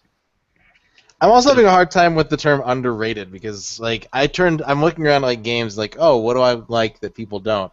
Yeah. And I looked at a stack of Xbox games and Virtua Fighter is sitting at the top of it. And Virtua Fighter is a series that in Japan does extremely well. It gets routinely like 9 out of 10s from critics. The PlayStation versions were million sellers. But at the same time, I can't find a single goddamn person that plays that game. That's fair. Let's see. It might actually be easier just to narrow it down to underrated game, because series-wise, 50 Cent won't understand. That's fair. That is a good game. It genuinely is. It's I will spread the gospel of that game to anyone who will listen to me. I think that's fair. Mm-hmm. I was playing something the other day that I was thinking about, and I was like, why don't people like this? And I'm trying to remember what it was now. At the time, I was going to make a note of it, and then I just neglected to, because I was like, I thought I'd remember it, and that never, ever happens. Was it Bionic Commando? Yes. No, it was something completely different, but might have been like a DS game. The Vectrix, yeah. Mm-hmm. This is, people really need to understand this version of Asteroids. Yeah. It's got a teleport button. Yeah. That you can't fucking control at all. It's just total like luck of the draw, which is kind of exciting because it's like something's about to kill me. Do I panic? Why not? That's the thing. Like, that game is my current like unattainable goal. Like, I can't get past level 5. You will someday. I've tried so many times, and I do that thing. I panic, teleport, and teleport right into another bad guy and fucking die. Yeah, that's what happens. Because it's a random teleport. You can't aim it, so it's like... As it should be, yeah. That roll makes the dice, bitches. Way more exciting, yep. Sometimes you roll a 1, sometimes you roll a 20. So he actually does narrow it down and says, what game that people consider bad or terrible is really good to you? And we've already sort of established, for me, Bionic Commando on the 360 or PS3 is just, it is my cherry pie, man. It is a game that I have played through so many times, and I've maxed out the achievements, and it's so fun to me. And people usually don't believe me. I actually had an employee interview once, and this is actually one of my tests for how I get people to work properly for me at the store. Is I asked her, okay, say a customer comes in the store and he asks for Bionic Commando on the Xbox, what do you tell him? And she was like, oh, I would just laugh. And I said, that's absolutely the wrong answer, not because it's a game that I like, but because number one is you don't do that to a customer ever. Yeah. Their tastes, 100%. Your taste is irrelevant when it comes to them wanting something. But then I explained to her, I said, so why is it bad? And she goes, well, I heard it was bad. And I said, but did you play it? And she goes, well, no. And I said, so how do you know that it's bad? And this game is one that is very much cited as being a really terrible game. It's not going to be for everybody, and I get that. It's not everybody's cup of tea. It's as loose on story as it gets for like this generation of games. But it's fun. It is fun, and it's ridiculous, and it's over the top, and it's silly, and it's got Mike Patton voice acting, and it hits all the right notes for me. And that's one of those games that I always try to explain to people, because the assumption is already there that, oh, it got a bad score from some other guy's review, therefore I'm not interested. Mm-hmm. So I will defend that game until I am dead. It's a good game. Like, you sold me on it, because as you know, I give every game and every movie like a shot. You do. Arguably more of a shot than we should, like that terrible Fast and Furious parody. Ooh, that just like, it was so bad. Yeah, I didn't laugh a single time. Not once. Unless- Not once. Until we turned it off. Yeah. Yeah. But finding one I personally think just is better than, because I agree with Bionic Commando. 50 Cent Blood on the Sand, of course I agree with, because that game's amazing. It's a good choice. But I don't know critically how well like a lot of games did, because I like Splatterhouse a lot. I don't know how well that one really did. It did very badly. Yeah. I really like Splatterhouse. I've been playing through it. It's a hard game. Uh-huh. It is an unforgiving game. I in no way think it's a bad game. Yeah. And same with I don't understand why Brutal Legend is like $2, because Yeah, that it's game- $2 everywhere. Yeah. I'm hoping Yeah. it's from overproduced, but that's a great game. But it is a great game. A lot of people don't even know it exists. Yep. And I think it did not so great until it hit Steam. I think once it hit Steam, it did a lot better. But That's because everyone wants Tim Schafer games, but they want them for $4. yeah, that's the problem. Is like they're like, oh, we love all the stuff you make. Can you just like give it to us though? Yeah, and then Joel pipes in and he says, One-chanbara Z2 Chaos. And I don't know if you played One-chanbara. Is that No. the Bikini It's a Zombie killer thing? game, yeah. Yeah. And that's Someone actually also, called asking for that today. we'll call that guilty pleasure as well, too. Let's actually abolish the term at this point. It's a fun action game. Mm-hmm. And it's kind of like, to me, what Devil's Third is, where it's like, I probably wouldn't recommend this to people because I know most people wouldn't like it, but I dig it because it's just a fun, silly, it's over the top and it's kind of corny and the graphics are a little bit whatever, but like it gets you. You like it. All right. Yeah, One-chanbara is fun. I'm gonna move my seat real quick because this fluorescent light is fucking murdering my eyes. Okay, that's fair. When he gets back, I'm going to leave for a minute and heat up some noodles. Oh wow, nothing but noodles. You're a noodle. So Wilhelm Jackson, I mean, you asked this question, but what's your take? Is there a game that you find that you just love that people just disagree with? I'm going to flip it around. Are there any games that are generally perceived as good that someone's like, oh, I want to play that, and you're like, Yeah, one of those the hesitation recommendations. Like Earthbound to me is one of my top 10 favorite games of all time, but I've reached a point after playing it through this last time where I'm like, I don't think a lot of people would enjoy this. If they hadn't played it already. 2016. Yeah. I couldn't just tell someone like carte blanche, hey, if you like video games, you'll like Earthbound. I don't believe that to be true at all. I agree with that, and I've come across that experience with some people. It's not for everybody, and if you don't have like the nostalgic value to it, it can also be a very difficult sell. For the general public, anyway. Yeah. Yeah, So I think that there are some good games that I know to be good, or that I enjoy immensely. That I'd be like, I don't think you like that. Yeah. Yeah. Well, this is how we when I was working at GameStop, and Fight Club had come out like the same time as like Tekken 4, I think. And some guy comes in and he goes, so between these two games, what do you recommend? And every employee unanimously was like, not based on opinion, but based on like the probability, is you'll probably like Tekken so much more. So he was deliberating and thinking about it and walking back and forth and just, I don't know, are you sure? And we're just like unanimously, yeah, Tekken is probably the better bet. So he buys Fight Club. And then he goes home and he comes back like an hour later. He goes, "This game sucks. Can I just get my money back?" And I said, "Well, now that's been opened, we can't because we can't resell it like this. You can trade it in." And he was like, "Oh man, really?" And I said, it's one of those things." He goes, "I should have listened to you guys." And we felt bad, but also even with that, there's nothing we could do because in the corporate world, like hands are tied. So this dude unfortunately did have to just suck it up and grab something else. But it's one of those things where don't. Yeah, don't buy that. Yeah, I won't lie to you. It's within your best interest that you probably examine other options. And I like to be very diplomatic to people because for every super black bass out there, there's a fan who loves it, and I don't ever want to discount that possibility. But like if somebody comes in and they say, "Hey, what's Mario is missing like?" and I'm like, it's not really a Mario game. It gets returned a lot because people think it's traditional Mario. Oh well, I mean, is it like Mario World? It kind of looks like Mario World, but it's going to play like an educational, like you answer things. Oh, well, can you jump? Yes, but like it's an okay. Well, I'll take that. And then they come back, an hour later and go, oh, this is not what we're looking for. And I'm like, I know. That's what happens. Yeah, but if somebody just straight up asks, is this game bad? I can just say it gets returned a lot because that's sort of the best way to say, you might not care for it, but I'm not going to tell you that it's a bad game. So Joel says one of his least favorite games is Resident Evil 4. People love it. It's one of his least favorites. So do that. Same with Resident Evil 5. I know a lot of people really liked, and I hated that fucking game. Hated it. They were flawed, but for me, when they started controlling better in a 3D environment, I liked them more simply because I like the control more. I like the camera keeps switching to Radon cooking noodles. Yeah. Just to remind everyone that he is cooking noodles. Yeah, dinner's on the way. I can't remember. Did you do Resident Evil 6? No, like 5 really killed the franchise for me a bit. It was like run and then do this little quick time attack and then run and do this little quick time attack and then. It was a lot of that. That's fair. And I just.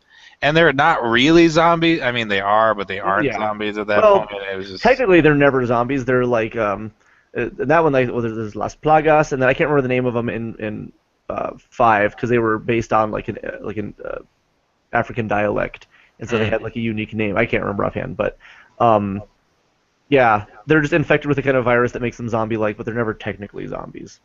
Well. I'm forgetting I think technically a zombie is just someone who doesn't have any free will or mind of their own, like they're controlled by something else. Okay. I don't know. Well, then zombies. Maybe they're not. Based off of a voodoo like mind control thing. That's what a zombie is. That's fair. Then in that case, they're zombies. But Joel liked 5. I actually liked 5 as well too, but I also co-opted the entire game with an ex-girlfriend, and we had a blast. And that game 2-player was so much fun. Maybe you and I have to do a playthrough of that co-op because I played by myself and I was like, shitty AI, go do this thing. I'm going to go fight this fucking dude with a hammer, I guess. That's totally fair. The AI, she was either wonderful or the worst thing ever. And there was not really a lot of in between. And there's a lot of games like that too that single player are fucking awful to me, but co-op are amazing. That's fair. Halo's even one of those games. Like Halo, you and I just recently played through. Like, really, it's a lot better with someone else there playing with you. I would never have played through Halo 1 by myself. Like, the moment I'm in, like, a spaceship and it's, like, sterile looking, I was like, this is absolutely the most uninteresting thing I've ever seen in the video game. But because you and I are just two Master Chiefs running around killing things, I was like, you know what? I'm with my buddy. This is cool. And that was the gameplay experience. Plus, now we get to do Halo 2, and Halo 2 is just infinitely better. It's already way better than Halo 1. Halo 1 is a very boring game, I found. I'm sorry, anybody. If you like Halo, I'm very, very glad, because I didn't start off with it. I tried it when I was younger. I find the game does not hold my interest at all, and that's just, I'm not really a sci-fi fan either, so... In my opinion, the first Halo really sold off of the multiplayer aspect of it. That's fair. And then Halo 2 was like, why not put some more effort into the single player? And then it was... That's fair. Yeah, no, 2 is definitely a big step up at this point. And also, Joel lists his Resident Evil favorites, and in order, we're going to go Resident Evil 2, 1, 3, Code Veronica, 5, 0, 6, and 4. And my order is 6, 5, 4. Because I don't want to play the other ones ever again, because I don't like the way they control. So I just wouldn't play them. That's fair. Yeah, I think they're great games, though. I loved the experience, and I think they've set a very high precedent for survival horror. But because I don't like playing them, this is my order as the ones I want to play. But you like the storylines and everything. I think the story is fun. The atmosphere is great. I like watching people play them because I do enjoy them. Yeah. To me, the control is so frustrating that I don't want to play them anymore. Because tank control in a fixed camera is not appealing to me. But I think the games present themselves in such a great way, and the timing of the scares and the overarching story, I think, is extremely fun and very well done. Yeah, that also, it suffered a little bit from kind of the Fast and Furious effect, where in the first game, it's like, holy shit, we could die at any moment. Yeah. Like, just any bad choice, and you might just fucking die. Yeah. Whereas by the time you get to, like, 5 or 6, it's like, yeah, fuck you, giant monster thing. Knock me 40 feet across the room. I don't give a shit. No, at the very end, Chris is on, like, a volcano, and he punches a boulder in half with his fist, and I was like, that's way up more, like, that's up my alley. Perfect. This is what the direction I want. Even number 4 has a gigantic statue of, like, a little, like, Spanish man chasing you. See, and stuff like that's cool, but it didn't have the Resident Evil vibe to me. No, I agree with that. They changed completely. They did go Fast and Furious, and so to me, those games' storyline is irrelevant. I couldn't tell you anything significant that happens, even in 6. I love 6. I couldn't tell you anything about the story. Not one thing. No. Wesker has a son named Jake. That's all I can tell you. I don't even know who Leon is. Jakester. Yeah. Don't do that. That's like a 90s like mascot for like McDonald's or something. You like the T-Virus? Brought to you by Jakester. Oh. Or like, yeah, some sort of like it's like an adult leapfrog or something.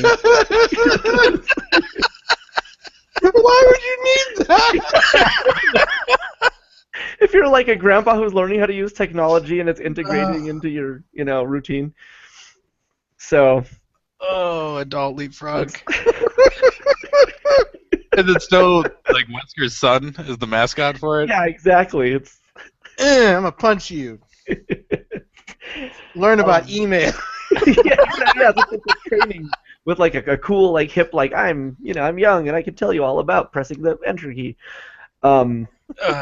Aaron Volley. You broke Radon. Good. You deserve it.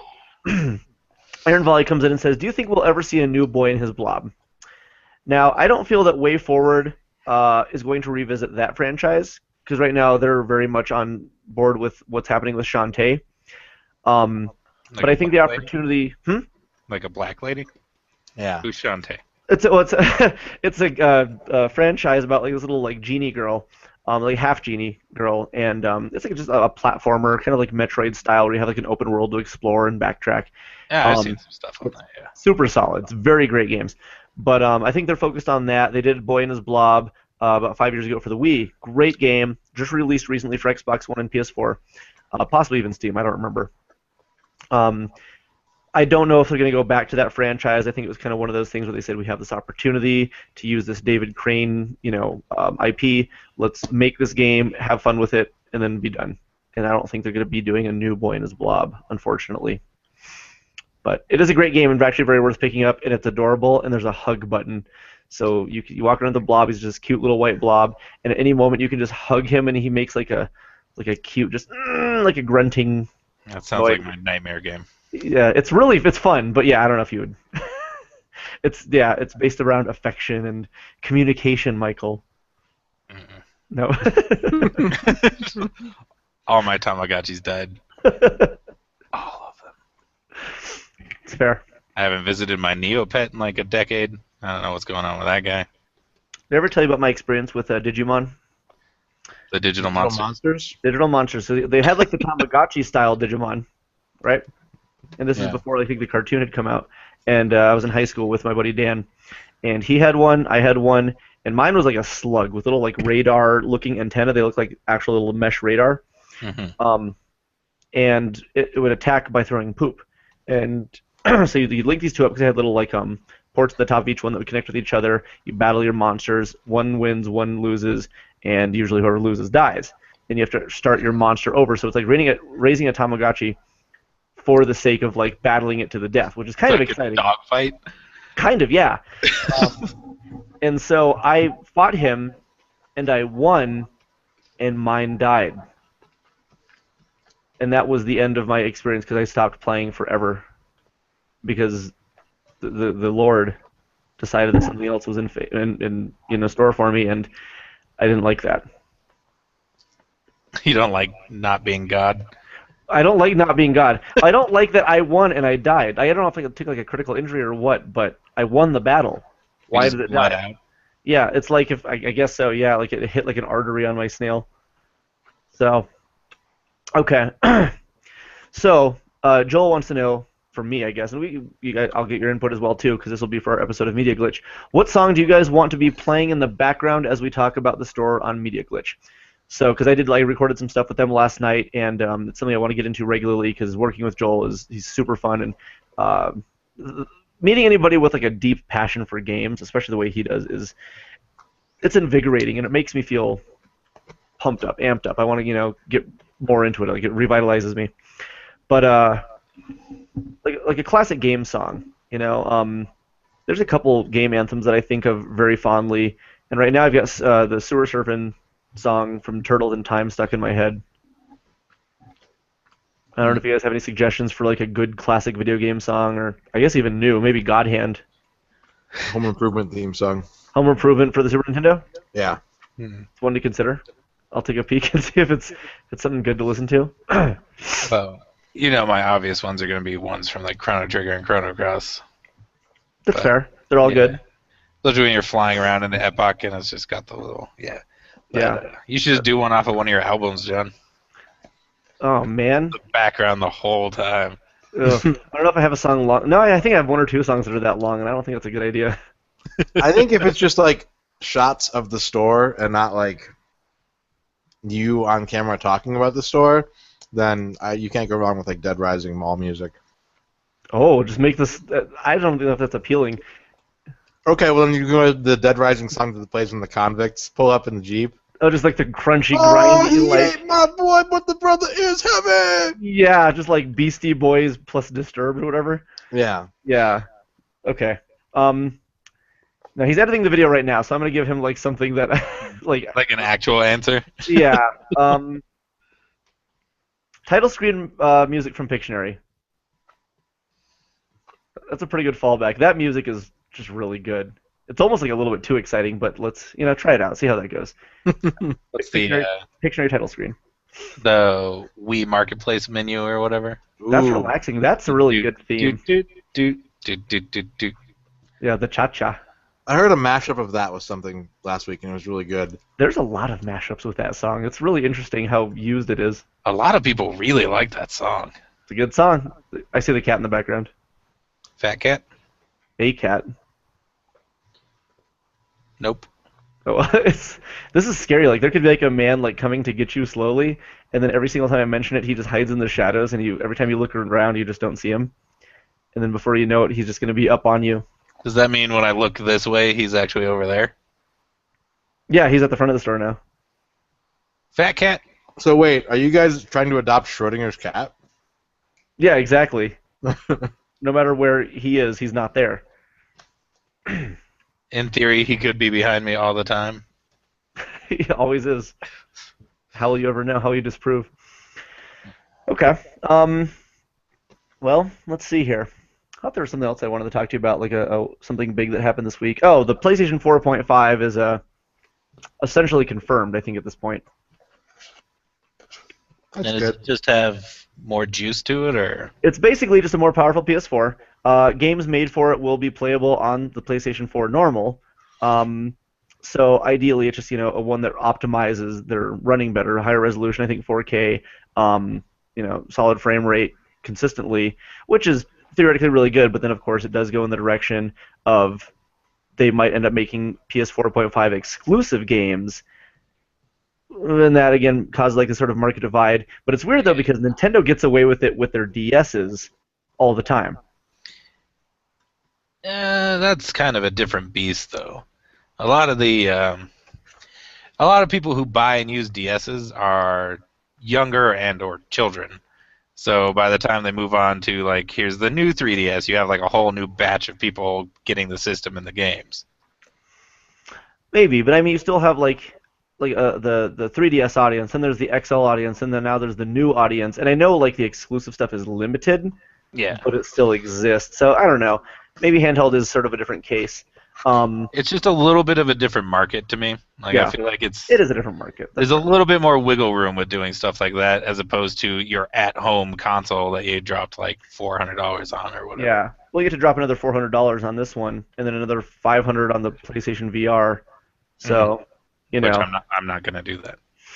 It depends if they release something good for it. Like I might, because there's some stuff that looks really fun, and if it's done well, I don't know if I'm gonna pick it up at launch or I'll play somebody else's, like Pat's. The only thing that would ever sell me on it is if you could do the VR headset with Grand Theft Auto 5 online in first-person mode.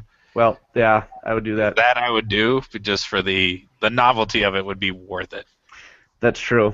You know what I would want? I want Twitch for VR. So you can just like set up a camera somewhere in your house, like a 360 camera, and people can watch you stream and sit virtually on your couch next to you while you play video games. If you're right next to you, yeah, that's all. Or like look at your cat or like whatever. Yeah, they can look around and be like, oh, the window's open and like rain's coming and I can. Yeah, or like, oh, you moved the couch. It's a nice touch. Oh yeah, yeah. Oh, one of the cats are up on the floor over here. That's a sweet Pulp Fiction poster. Sweet Pulp Fiction poster. Is Master of the Universe on the Game Boy Advance any good? I do not know. Yeah, the problem with the Game Boy Advance is that A, there's a billion games for them, and B, all the ones you think are going to be good are usually bad, and all the ones you think are going to be bad are surprisingly good or terrible. It's definitely a gamble. That system is like the ultimate sort of grab bag. Yeah, because I always look in this case and I see a ton of stuff I want to try, and I'm like, is it any good? And no one knows. Nobody knows. And I like reviews from real people as opposed to the internet. At the same time, if you ever have downtime, you can grab a Game Boy, pop it in, and be like, first-hand knowledge. Mm-hmm. You get empirical evidence if the real Ghostbusters on the original Game Boy is any fun. It is. I didn't play it. We had a copy there, but I never tried it. I think it's just the NES Ghostbusters 2, the one made by HAL. That one's... Is it the one you move like left to or right to left and you aim up and down with your little like squirter? No. Oh no, the real Ghostbusters. Yeah. That's what I'm thinking of. Normal Ghostbusters too. Yeah. That game is terrible. Yeah. Real Ghostbusters is on Hulu right now, by the way. Animaniacs is on Netflix. What? I'll do it. I'll sing all the Animaniacs songs. Not right now, but Nobody told you to do that. I won't do it right now. I'll do it at request though. If somebody tells me to sing any song from the first season, I'll sing it. Can you sing Institutionalized by Suicidal Tendencies as featured in Animaniacs episode 3? All I wanted was a Pepsi.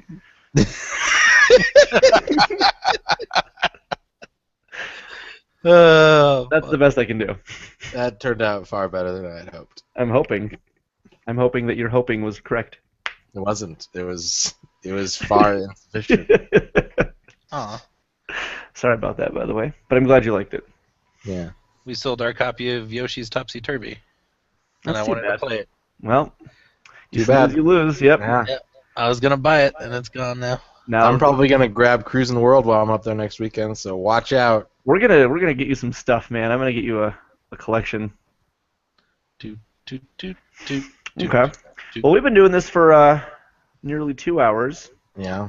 And I tried Dark Souls 1 the other day. Well, 2 weeks ago. It's actually the last time I played it. I twitched it for like an hour and a half, and my first Souls game. I don't know if you guys got a chance to see any of it at all.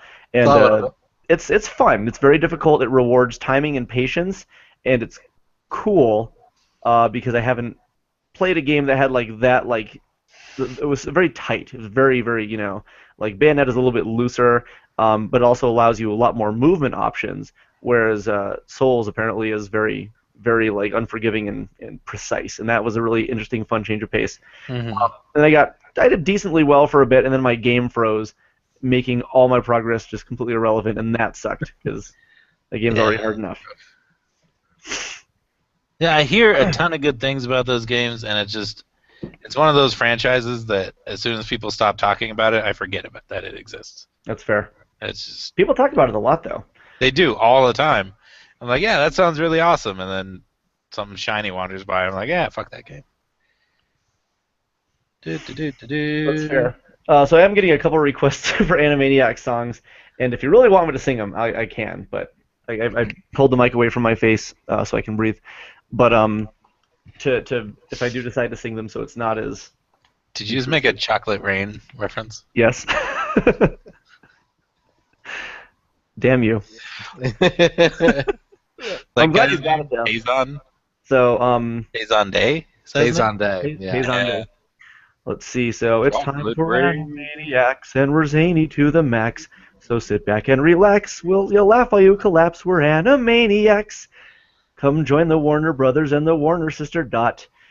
Something run around the Warner movie lot. They lock us in the tower whenever we get caught, but we break loose and then Zamoose, and then you know the plot. And now you know the plot. It's been a long time. Can you do that as Hazon Day? My voice is not that deep. That's like Nick Forget. Let's see. And then be careful what you eat. Let's see. Grade A milk emulsified, maltodextrin alkali, silicon dioxide, lots of sugar. Hey, all right. Calcified synthetic salt, artificial barley malt, glycerin, and aspartate, folic acid. That tastes great. And so on. I could probably do the whole album, but I'm only doing sneak previews right now. And I'll give sneak views. Yeah, I'll give people like the full presentation at some point later. But I've already done a couple of them online. I've done my countries of the world. I think I might have done the capitals in the states song as well. But yeah. I think you have, yeah. So yeah, because there's one. It's me like making a bowl of oatmeal while I sing the countries of the world. So if you want to go and look at my videos, you can. I don't know why you want to do that, but you can. So apparently, there's a Gremlins Game Boy Advance game. Gizmo versus Stripe. Yeah. Yeah. I'm learning things. It's fair. That's good. Yeah. Gremlins 2 on the NES Is really good. is really, really good. By Is the it? way, it's very, very good. Yeah. See, like that's randomly throughout the podcast now. I just like look at games and then ask you guys for your reviews. I think that's fair. So there's That's just weird reviews of games in the I should get middle of the podcast. I should get all the employees to watch as well too, so they can learn about games that they might not necessarily be familiar with. Yeah. I keep inviting them to be on the podcast, and none of them. They all say that they're bad at talking. Well, That's a good quality to have as an employee. Yeah. Of a business. Right, exactly. Where you have to interact with people. Yeah. Yeah. And Animaniacs, of course, is now on Netflix. I think I've got the first 2 seasons on DVD, but Animaniacs on Netflix is far more convenient than putting a disc in something. Who does that? Who does that? Yeah, nerds, plebes. Plebes. I hate that so much. You'll learn to love it. I will not. Driving a car is so pedestrian. Oh. Judy Funny, 1991. Oh no, you're quoting Doug characters that aren't Doug. That's weird. And not even one of the fucking top 3 Doug characters. Wait. All right, break it down, John Cusack. The top Doug characters. All right, top 3. I'm assuming you're gonna say Doug, Roger, and Skeeter. If or Doug is your Roger? number one answer, you fucked up. Doug Funny sucks. He does, but like, if you're gonna quote somebody, like, you probably cite him. I'm not saying he's the best. He's got a lot of quotable lines. He's not the best. He's not the Pork best. Chop is the best. Doug's dad is number 2. Oh, Doug's dad Although I is kind of pretty solid. hate him too. that's a fair Yeah. point. Yeah. See, when you said Doug's dad, I just immediately thought of Dexter's dad.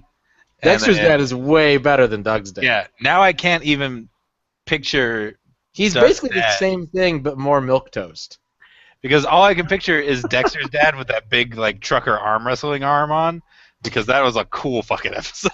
Over the top, man. He built him a robot arm, and his dad didn't notice. He didn't notice. Ultimate strength. And Joel says he'll be on the show at some point as well too. I'd love to have Joel on with us. So it's what the hell is Skeeter's last name? Valentine. Skeeter Valentine. There's Roger Klotz. Mm-hmm. Mr. Dink. Mrs. Dink. Mrs. Dink. Yeah. There's BB Bluff. There's the fucking the Sneetch brothers. The fucking Sneetch brothers. That's right. Those Chalky. fucking guys. Chalky Studebaker. Can't really quote Pork Chop though. Yeah, it's difficult. He's not really quotable. He barks. Good. Patty Mayonnaise and Doug Funny are arguably the worst people in the show. Patty's dad's in a wheelchair. Can't laugh at that. Trying to make me feel bad for rating her low on the list. Did you ever watch Orange is the New Black? Is it because Patty Mayonnaise is orange? Yeah. Is that really the transition there? So she's actually black. Because there's no like. No. But the voice actor for Patty Mayonnaise is in Orange is the New Black. So hearing her talk, no, is it Patty? Yeah, it is Patty. I was thinking maybe her sister, but no, it's Patty Mayonnaise. And just hearing her talk about like stabbing people and saying bad words is really weird because she still sounds 100% like Patty Mayonnaise. That's really funny. Yeah.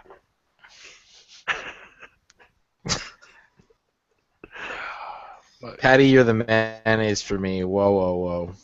No. Whoa. What's new, Pussycat? Whoa. Tom Jones? Wah, wah. No, it's not unusual. No, it's both. They're both Tom Jones. Are they both Tom Jones? They're both Tom Jones. We should have an episode where we talk about Tom Jones versus Herb Alpert. We can do that right now. But we need a whole episode because there's a lot of ground to cover. Herb There is. Alpert did Spanish Flea? Is that Herb Alpert? Did he do Spanish Flea?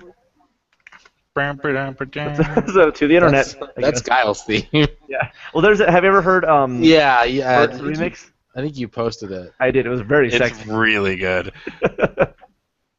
Yeah, arguably one of my favorite remixes. I would go with Tom Jones because his cover of Black Betty is both racially uncomfortable and very funky. That's true. You feel a lot more uneasy. And he has a song called Sex Bomb. That's fair. See, I just want you to have like a review blog right on if you don't already, so I could like click on like here's Tom Jones Black Betty and it's like it's both racially uncomfortable and funky.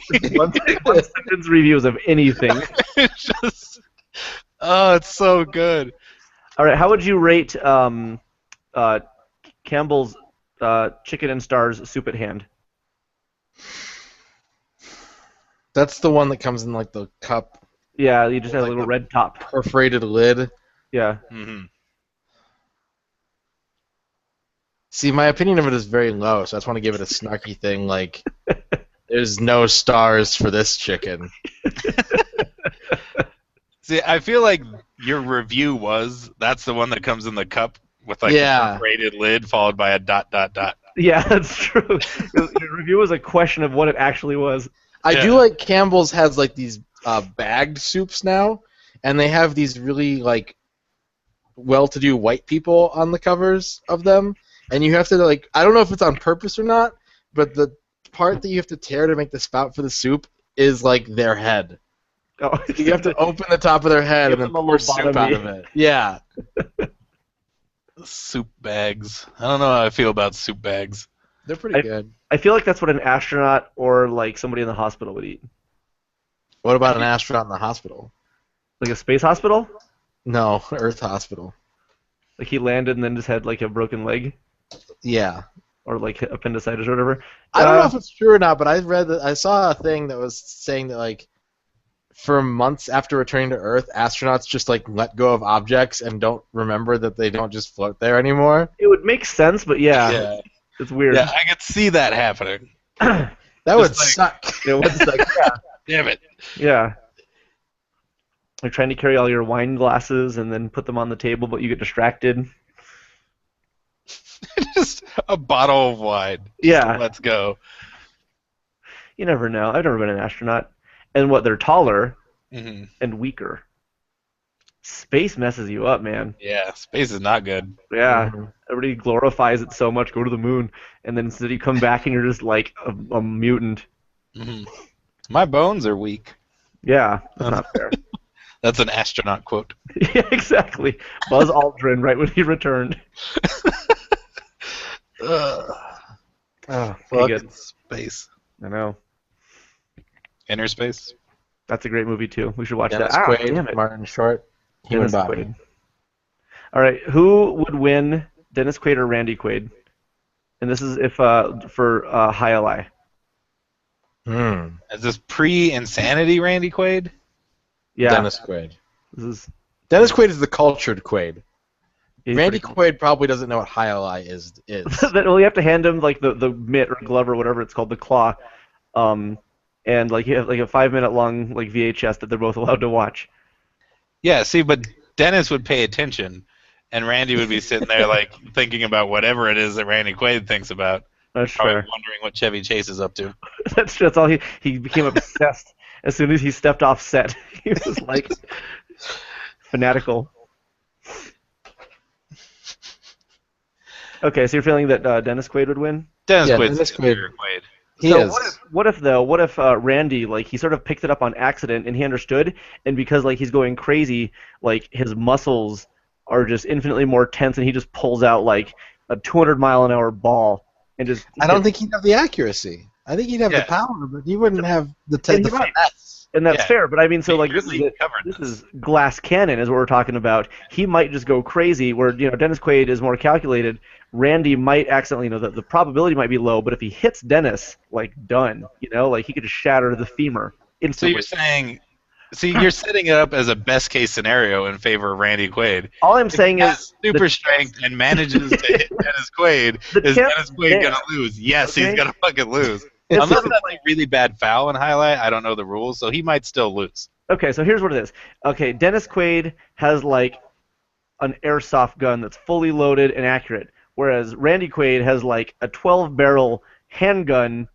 But I know it's weird, with one shot. So like if on the off chance that he hits with that, like that's done.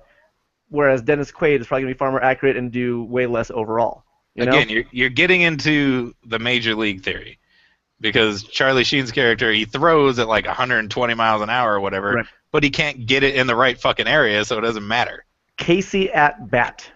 All right, legendary. He's probably not gonna hit, but if he hits it, like, do you take that risk? That's the thing. Only if you have no other option, or if you're feeling soft. Casey, if you're a decent baseball manager, Casey is a pinch hitter. He's not in your lineup. Okay, that's fair. But in the event that he does hit, because I mean, chances are Randy Quaid's going to miss all over the place. I mean, it's probably not going to happen. But Much like in his career. Right? Yeah, it's also true. But though he's in arguably the best National Lampoon movie. Independence Day? Yes. National Lampoon presents Independence Day. That would have been a lot better, man. I would watch that all day. I would too. But I mean, is that like the kind of risk? You know, it's like throwing the free pointer from full court. It might win the game, you know, but you still try it, right? So Randy Quaid. No, you don't still try it, because what you're saying here, he's only a viable option with the last shot of the game. That's the only time you would put him in. If it's a full game to game, Randy versus Dennis, you still go Dennis, because overall he's going to be a much more effective player. Yeah, Randy might like score once really big, but who gives a shit, because Dennis scored like 30 other times. People do this all the time, though. They know that like their team might not have a chance to win, say during the Super Bowl or something, but they'll still root for it because they say if it does happen, it's going to be good. It's going to be a good, you know. And Randy versus Dennis, it's like a single 5-minute round. That's all there is to it. So do you chance First of all, to say, those are two of the worst boys' names in existence. Dennis and Randy? It's true. They're not very good. First of all, right, yeah. Okay. Yeah. If I all right. So that's an even stat. That doesn't go in either column. Okay, names, they're both like 3 out of 10. Yeah. Okay. Randy's definitely got more of a Neanderthal quality. Yeah. So I think if it was like Greco-Roman wrestling, Randy wins 9 out of 10 times. I think that's fair. That's because he's just going straight for, like, I mean, brute strength, muscle, monstrosity. Yeah, and the 10th win is like Dennis finds a picture of a sandwich to distract him or something. Yeah, and it happens. Yeah. Okay, that's fair. That's fair.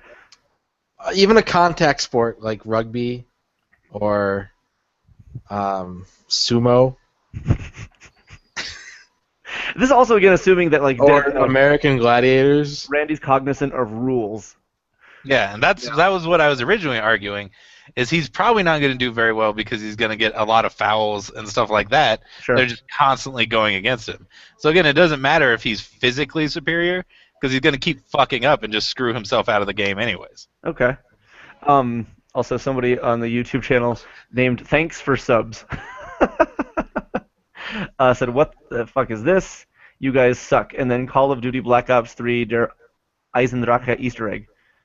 And I don't know exactly, because it cuts it off and only gives me a portion of the message, but that's... Yeah. The Well, three if comments. you did just jump in for 3 seconds, we are giving like a detailed sports analysis of Randy versus Dennis Quaid That's true. in highlight, which none of us, I think, know anything about other than No. the fucking hook. Let's say highlight, and I'm just trying to defend like Randy's position. I still think Dennis would probably just win straight up, but you know, again, glass cannon, you don't know, because of that one off chance, the probability that 10%, you know, like, would you play Russian roulette? Chances are you're going to live, but are you going to take that risk? No. Because if Randy wins, you die. Okay, this is where... I like that we're playing with Dennis Quaid's life on the line. No, Dennis Quaid still lives. We're playing with your life on the line. My life Yeah, on the line for you Dennis die. Quaid versus... Dennis Quaid's protecting you from Randy. So here's basically the way this is set up, is the stakes are, you put Randy on one side, you put Dennis on the other, and then if Dennis Quaid wins, everybody's good. Randy, you know, hangs his head in shame if he understands that, and then, you know, wanders back to his cows. Whereas if Randy Quaid ends up winning by some stroke of luck, everybody, all the participants and like managers, that's us, dead. Also, so do you take that risk? somebody in the GA community or whoever like one day watches this, please make a flash game of this somehow. That's I right. don't Yeah. care how you do Mobile it. app or whatever. Just Randy Yeah. versus Dennis with your life on the line. Just do it. I think that'd be good. Wasn't Dennis Quaid in Caveman? That was Caveman. That was Ringo The movie Starr. with Ringo Starr where Yeah, that's all I can- none of the movie is in English because they all speak caveman talk, It's except just for the gross. Asian caveman who shows up who can speak English, but Yeah. then gives up because no one understands what he's saying How did he learn English? because he's Asian. Whoa. It's made by Ringo Starr, man. It's not very PC. That's fair. That's Ringo. Yes, he was in Caveman. Okay, so that was Dennis? I'm Yeah. pretty sure he's the one who falls in a river and then gets frozen, and then they thaw him out by peeing on him. A year before that, he was in a movie called Gorp. Gorp. Gorp. Was he also in Enemy Mine? Yes. Yeah. Enemy Mine. He was in Inner Space. Jaws 3D. Was that nice? Stripes. It's a good movie. He's in Stripes? Yeah, he's an extra. Huh. Ooh, Wilhelm asks, Quaid brothers versus Baldwin brothers. See, to me, it's more Quaid brothers versus Belushi brothers. Because there's more even keel. Yeah. Okay. Baldwin's would be interesting, though, because there's, like, one good Baldwin and then a bunch of, like, Yeah. you know? Steven is the good one. Right. It's my favorite Baldwin. Billy. Billy. Okay. I don't like Quaid it. brothers- He said Billy. So then, what if you? Okay, so suppose we do actually have the Baldwin brothers versus the Quaid brothers.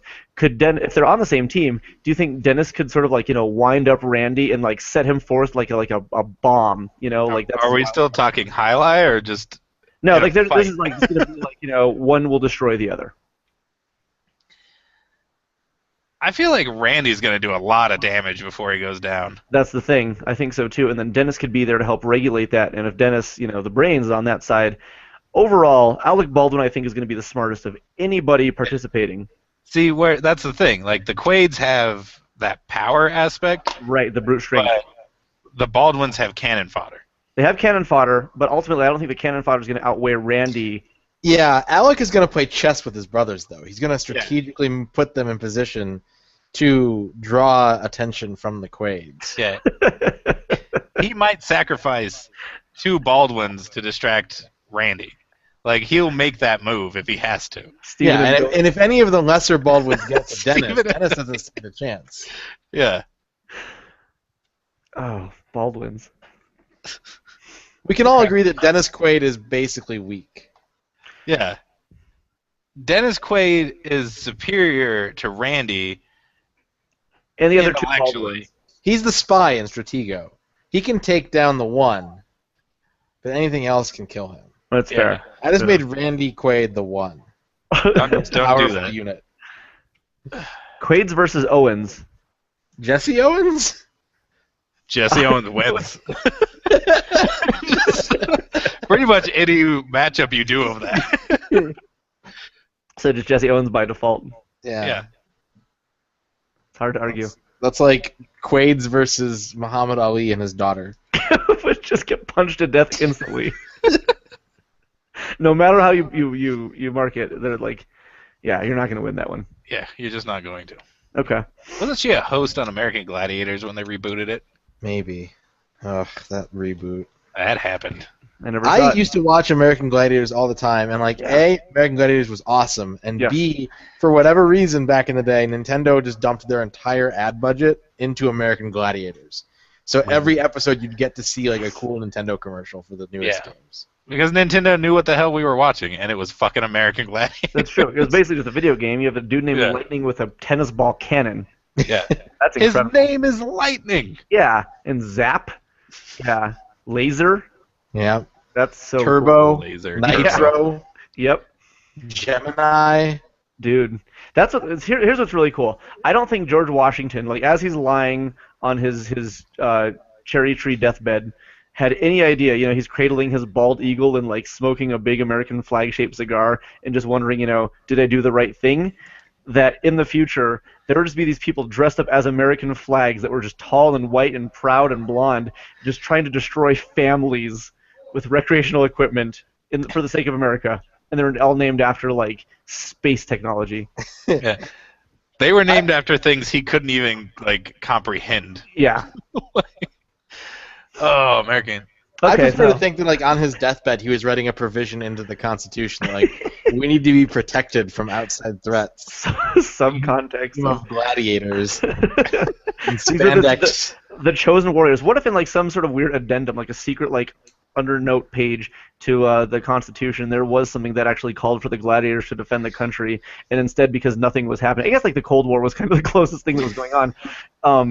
Because they were prepared probably for the Cold War. And That's why American Gladiators didn't come out until the late 80s, because they were no longer needed. Yeah, they had them prepped for the Russian War, and then finally, ceasefire or whatever, cease colding, and then they were like, well, we have to do something with these highly The idea trained... that the American gladiators are like an intimidation tactic in the Cold War. Like, you want to do this, Russia? You Yeah. want to do this? We've got Yeah. laser. Just line up 8 invincible people in a row and say, this is not going to happen, don't mess with Like, this. we do this for fun, Russia. For fun. So, it turns out not the Owens, but he actually meant Luke Wilson and Owen Wilson, which is also funny, but... Quaid's win. Quaid's the win. Owens. Yeah, the Quaids, because I like Luke and I like Owen, but Randy is still... like Yeah. Physically, Randy is equal to both Owens. It's Randy- basically... Yeah.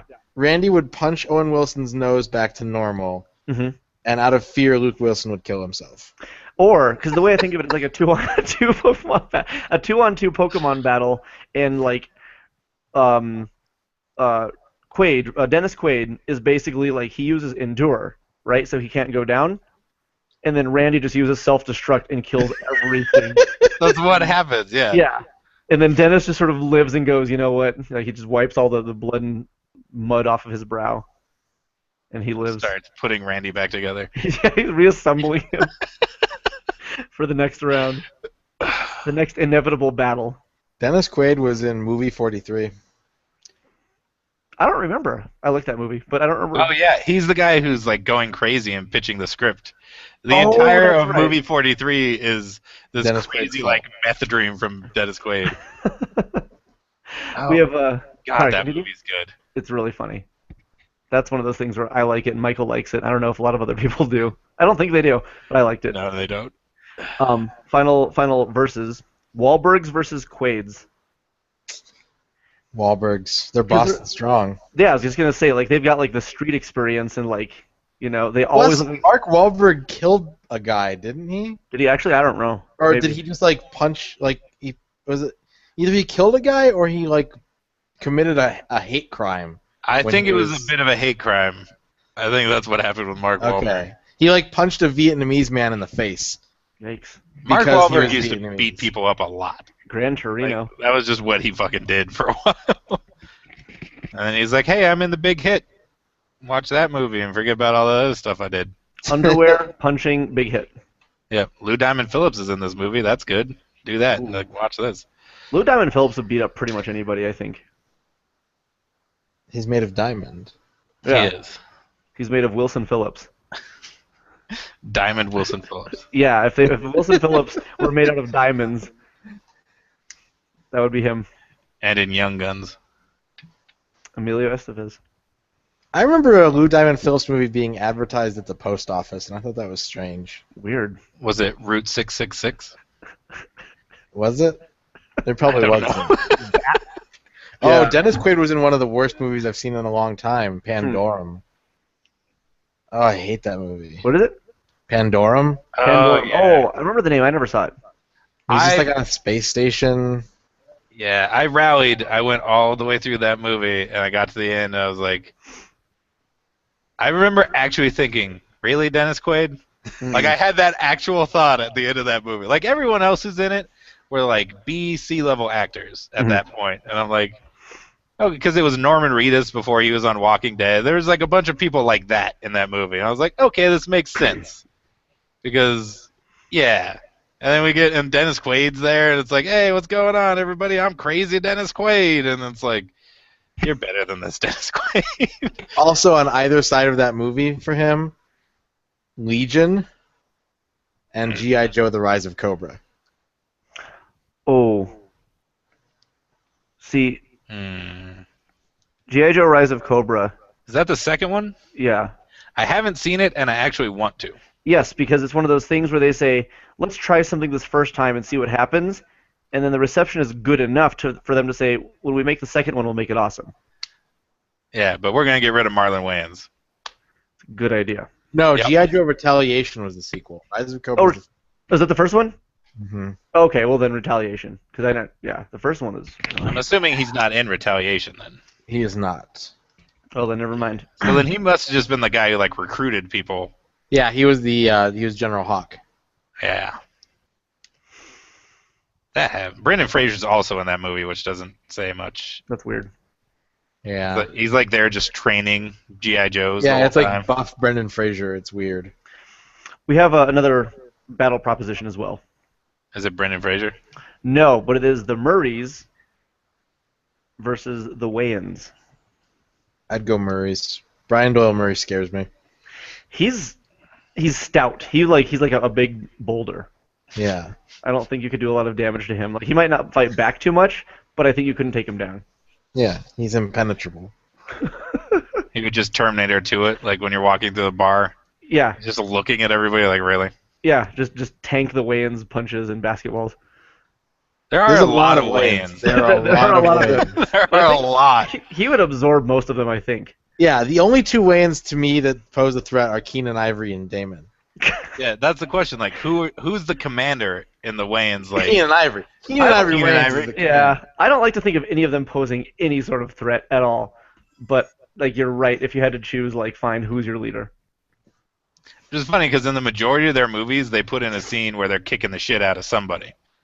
Well, one of the Wayans is always beating something up. It's because they have to do it in a movie because It's a doesn't power happen. fantasy. Yeah. Yeah, that's true, exactly. Did you ever watch Bulletproof? Yes, I watched Bulletproof a lot as a kid. I used to love that movie. I've not seen it.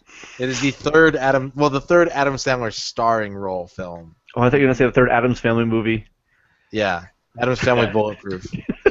But Damon They Wayans- are, aren't they? Yeah, they are. In theory, yes. Yeah, like if you did a drive-by and hit every one of them, they would just be like, "Oh, mamushka," and like keep eating their breakfast or whatever. Well, see, that's the problem, though. You would do the drive-by. You would show the guys shooting at them with machine guns, and it would cut back to the Addams Family, and they would be standing there with no bullet holes or anything, and everything around them would just be shredded. So, in theory, they're bulletproof, but Yeah. it's also possible to just none of the fucking bullets hit them. You don't know because you never get to see. That's fair. That's fair. Use some sort of It's like a time fucking mind manipulation or that's the most unfair battle is anybody versus the Addams Family ultimately ends up in favor of the Addams Yeah, 100%. because they're basically immortal. And whoever dies, they rejoice. Yeah, we're kind of just assuming they're like weird demigods of some kind. Yeah, they're trickster gods. They are from like the 10th year. But they don't do anything with their power other than hang out with each other. Yeah, they Like- make love and play golf and like yeah. Like, as long as you leave them alone, their power has no negative effect on you. That's true. They will not Like- go out of their way to harm somebody. They'll defend themselves. Yeah, the only people they ever, I guess, in theory, kill are people who fuck with them first. The judge who tries to kick Gomez out. Yeah, like the two people, because those two people at the end of that movie get thrown into coffins and then buried alive, right? That's true, how that yeah. fucking movie Yep. ends with them. They kill Debbie. They electrocute her.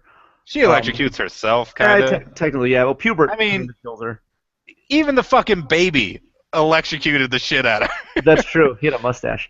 He did have a Also, mustache. It was a Joel sweet says he's mustache. out. Thank you so much for watching, Joel. We appreciate it. Joel represents Media Glitch. You should check him out online. They have a Facebook page, Media Glitch.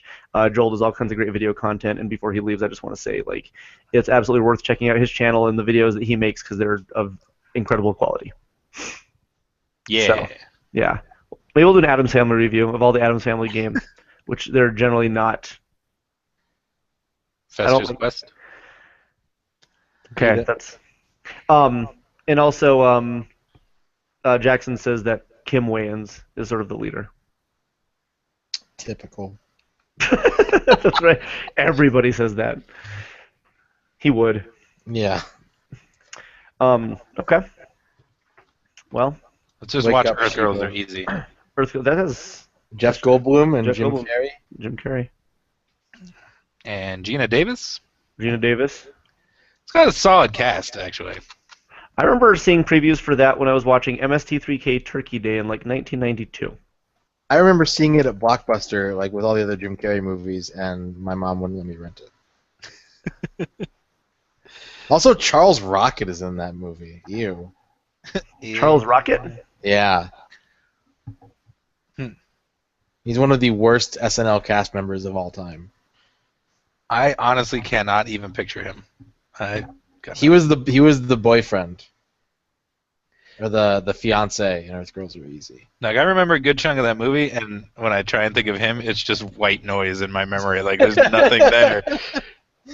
I picture a popped collar just because of the era, but Yeah. I'm picturing like a hot pink shirt with like a popped collar or like a baby blue shirt. For whom? I got distracted, sorry. Charles Rocket. Charles Rocket.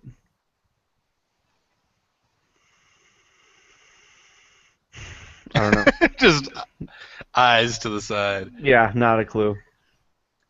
Earth Girls Are Easy. Okay. Charles. Charles in Charge versus Charles Grodin. Grodin. Wow. Rodin. Charles wasn't in charge. That's the point of the show. Yeah. Like, who's the boss is a more apt title, because you're like, oh, Tony Danza. And it's like, no, he's not. It's Mona. Charles Rocket's the bad guys in Dumb and Dumber. Is he? I don't remember. I didn't remember the actor, so quite possibly. He looks vaguely like the dude from 6 Feet Under. No, he was. He was the son. rich. Or like the fake son, right? Because they're supposed to make the mom and the son, but really they just made out all the time. The plot of Dumb and Dumber just kind of flitters in and out of my mind. That's fair. Yeah, there's not really a plot. Like, there's a loose goal that they're working towards, but That's fair. plot That's a is a good bit of a generous. I enjoy that movie because the soundtrack is the ultimate time warp for me of that era, like Dead-Eyed Dick and like the Breeders and stuff. Or was it not the Breeders? They might have been in the soundtrack. There's a lot of bands that was, I don't know. What was that song? Crash. I will never understand how Google works.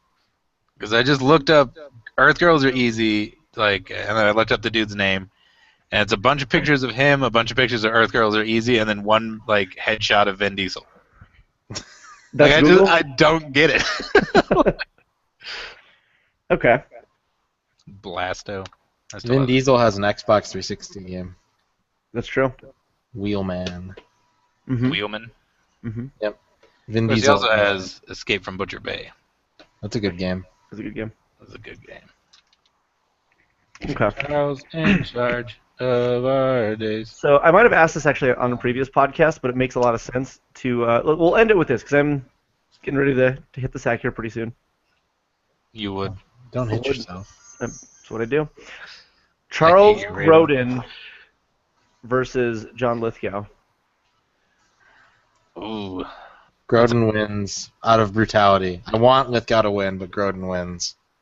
You think so? Yeah, I think he's more of a brute. I think he beats he him has- to death he has- like a club. Like, Lithgow is more refined. He's more of like an evil mastermind, but Grodin is the kind of person that I would not want to have my back turned to for more than 30 seconds. You think he'd go manic on you? Grodin, the Lithgow would think of a devious way to kill you. Yeah, but he Lithgow's wouldn't do also it. got that rage in him, though. It's just bubbling under the surface. True. If he got wild eyes, I would feel terrified. Yeah. You know, if he's just got the shakes and he's just staring at you. I'm gonna Google John Lithgow crazy. Yeah. I need to see Oh yeah, that's okay. I found the picture. Okay, I'm feeling Lithgow personally on this one because Yeah, as much as I love, Oh damn it! we broke radon again. good. I found something. Did you? Yeah. Send it to both of you on Facebook. Is it the upside down thing? Yeah. Oh my, that's all right. That alone wins. All right, here's what I'm gonna do. I'm gonna do a quick screen share so people can see. The final viewers can actually check this out. Oh wow. The internet exists. Also, So- John Lithgow was a villain in a Sylvester Stallone movie. Yeah, Cliffhanger. Cliffhanger, yeah. He shoots some dudes on a mountain, some like bros that are. This is so weird. It looks like he has a Lincoln beard. I don't like it. Yeah. How is he suspended in air like that? I don't know. It must be an illusion. I hate it so much. Okay, if everybody can see this, this is arguably the most important picture of John Lithgow. That is a man from one of my most treasured childhood movies, and he's just mutated. Harry and the Hendersons? 100%. Son? Okay, so Harry and the Hendersons versus Beethoven. Harry and the Hendersons. The composer? Yeah, versus Beethoven and Mozart. That moment at the end of Harry and the Hendersons when he's like, "Go! Nobody No. wants you anymore," is No. fucking brutal. Yeah. That's on Netflix now. They just added that, I think. Yeah, Beethoven's good, Yeah. but That's Harry the and daughter Hendersons is named just Rice. better. That's spelled the way that I was incorrect about. why are you yelling at me? Because her name is Rhys instead of Rice, and I didn't know that. You got annoyed by that for a second. Oh, It I'm just creeped upset. out of you. Yeah, it sucks. It sucks that they would do that to me. Yeah, because again, at the end of Harry and the Hendersons, he has to White Fang Harry, get him to go back to his people. But it could have been worse. What if they had to Old Yeller him and they just took him out and into the shed and just blasted him? That is a dark fucking ending. Yeah, I know. Like, society will never accept you. They just tie him up. Exactly. Rip his guts out and bury it, or eat it. I don't know. I don't know what you do with the Bigfoot. You don't know Bigfoot burial rites. Do you think the Noid actually like skinned like a rabbit and wore his skin? Because that's where the ears come from, like the big feet, right? I used to confuse the Noid and those fucking rabbits that Matt Groening used to draw when I was a kid. Oh, Life is Hell or whatever. Yeah. Yeah. Well, that's if one of the Life is Hell rabbits like became more human, like he drank like the forbidden potion or whatever. Now I've got fucking Charles in Charge stuck in my head. Not my fault. Yeah. Yeah. Well, if you threw a party, Michael, and invited everyone you know, you would see the biggest gift would be from me. We have to stop this. Part of the family. This is nope. All right. This is nope. The Charles in Charge song versus Silver Spoons. I don't the remember whole Silver show? Yeah. I think Charles in Charge song would win. just the song versus an entire show. Yeah. Because which one does Michael Graham remember? That's also true. That's true. He just said, I don't remember Silver Spoons, but we briefly mentioned Charles in Charge, and the song is glued to his brain. To be fair, it's glued to my brain because of Scrubs. Okay, Golden Girls theme song. Thank you for being a friend. Mm-hmm. Versus Sam is sending me things. versus On Small Facebook. Wonder. Uh, Because that's where the little girl's a robot, right? yeah. Okay. Ooh. Actually, let's do this. Golden Girls versus Kids Incorporated. You have youth versus experience.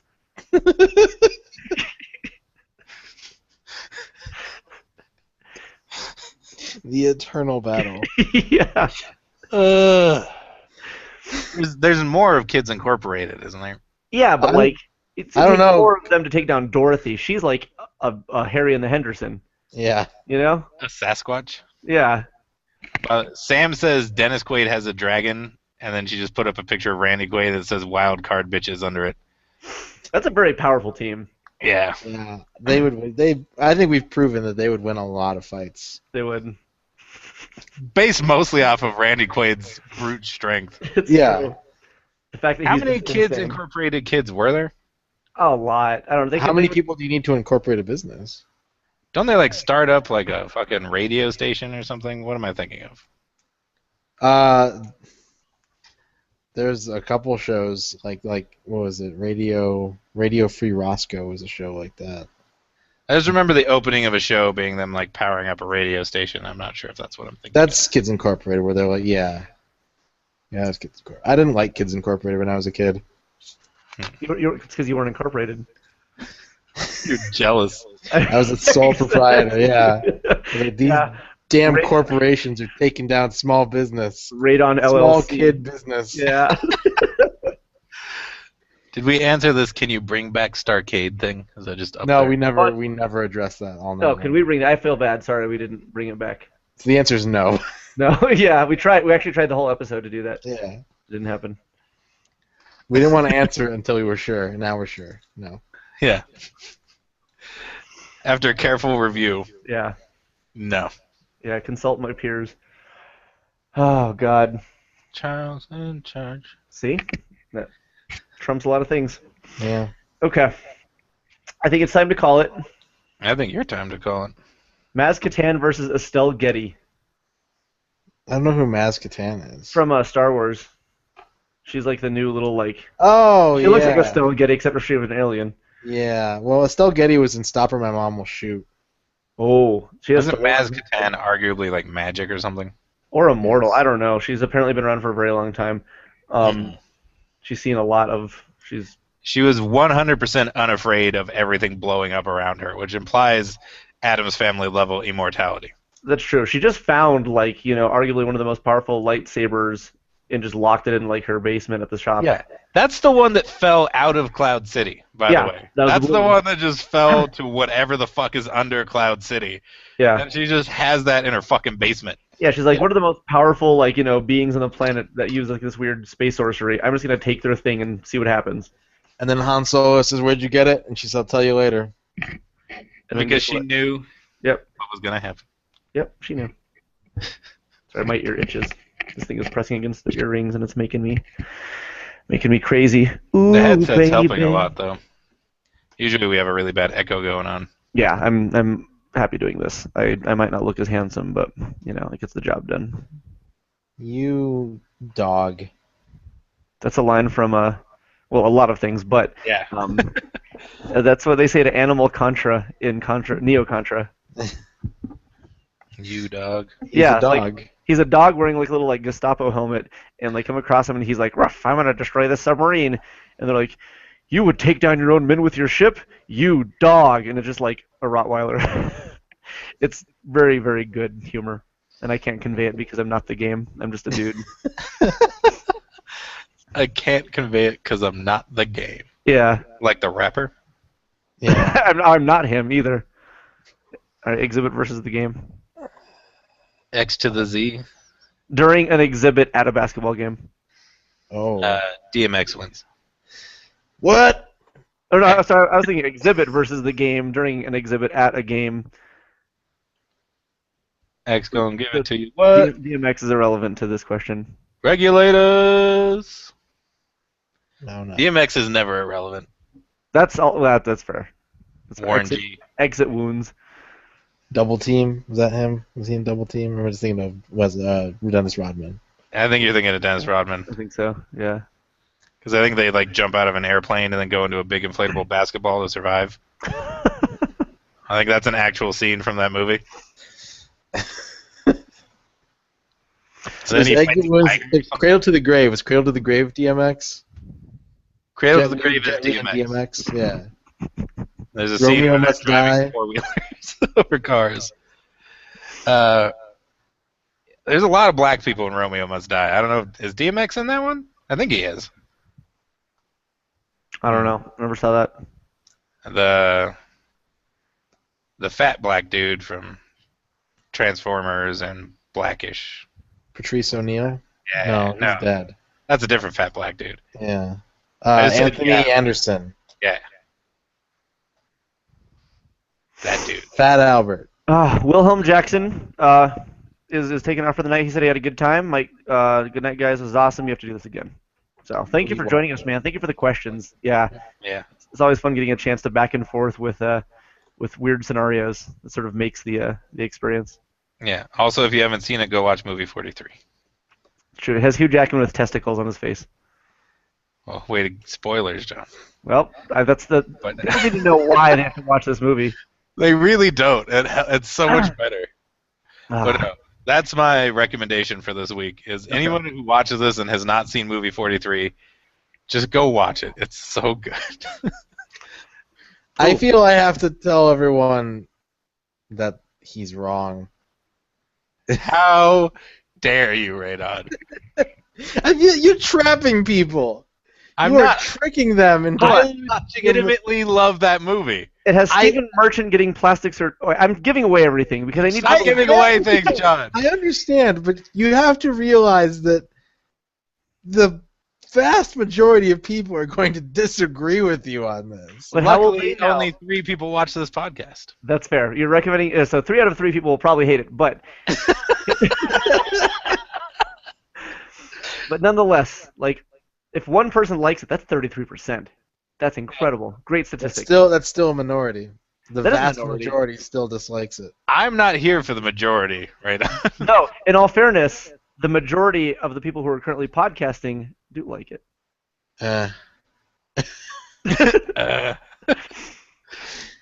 So, and my buddy 2 out of 3 podcasters like movie 43. Kellen, yeah, that's probably a very inaccurate statistic. My buddy Kellen actually asks, "What do you think about Hardcore Henry or Harry? Henry? I think it's Henry. I think it's But I Henry. like that originally just says, how do you feel about it? I was hoping that's all the question was going to be. Yeah, how do you feel about it? And there's a lot of options. I'm very excited for Hardcore Henry. I want to see it in the D-Box. I think it'll be a lot of fun. Because it's got that first-person perspective and just the whole moving chair. It looks like a ton of fun, and that's all I care A about. fun movie, yeah. I'm not worried about plot. It makes me think of like a Disneyland ride where it puts you in the seat of just like you're just letting things happen, like Star Tours, right? Mhm. You're just, things are happening around you, and that's all, and it looks fun and silly and fast-paced and over the top. That's very much my kind of movie. Yeah, because from what I understand it, they take a super hardcore dude and then give him robot limbs and go, fucking go! And then that's the whole movie. That is what I want. Yeah, I'm into this, but I wonder with the amount of people that would get sick off of movies like the Blair Witch Project, how many people are going to watch this and feel very nauseated because it's way more fast-paced. It's a lot more like movement. It's definitely going to be an issue. Yeah, it will be. Straight up, they acknowledge you might throw up while watching this. Mhm. I'm excited. Yeah, it's going to be fun. I'll watch it. That's in a couple weeks, right? Next week? This week? It's soon. It's all I know. soon. Yeah. Good. However, However, I am getting tired. you're always getting tired. Well, my bedtime is like 11 o'clock now. Not while he's sleeping. Yeah, I'm not tired You when I'm don't know sleeping. that. Michael. I might be tired. You don't know. You're why- asleep. That's why I wake up. I'm not tired anymore. But this has been a good podcast. This is a really good session. A lot of good interaction, a lot of good back and forth. Some really important topics were discussed. Actually, about a third of this podcast was regarding celebrities killing each other. No, it was about Randy Quaid killing celebrity. That's true. Him mostly. How many people he would take down successfully, including his own brother? Because first it was a legitimately like almost a sportscaster level like argument over his capabilities versus Dennis, and then it was just like, yeah, who else could he kill? That's true. You're weighing out Pippen versus Rodman like actively, but versus these two brothers. It was good. It was good. I learned a lot, and Randy Quaid is a monster. Yeah, he needs to be stopped. He does need to. It's getting out of hand, guys. If there's one thing you all take away from this podcast, Stop Randy Quaid.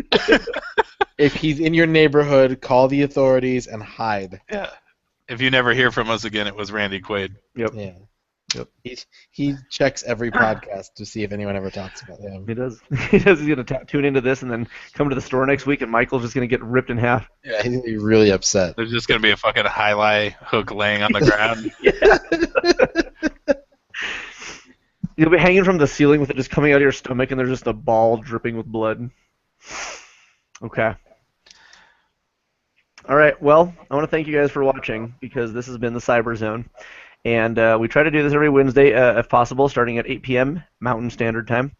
You can check us out online at garetro.com. You can go to the facebook.com/cyberzonepodcast, facebook.com/gamersanonymous. We have the community page, and I'm not sure exactly how it's named. It might just be a set of numbers. But there's a lot of venues to find us online. We've got our Snapchat, our Twitter, and our Instagram at GARetro. We also have, I don't know if I want to send people to the Yelp page. That's not really No.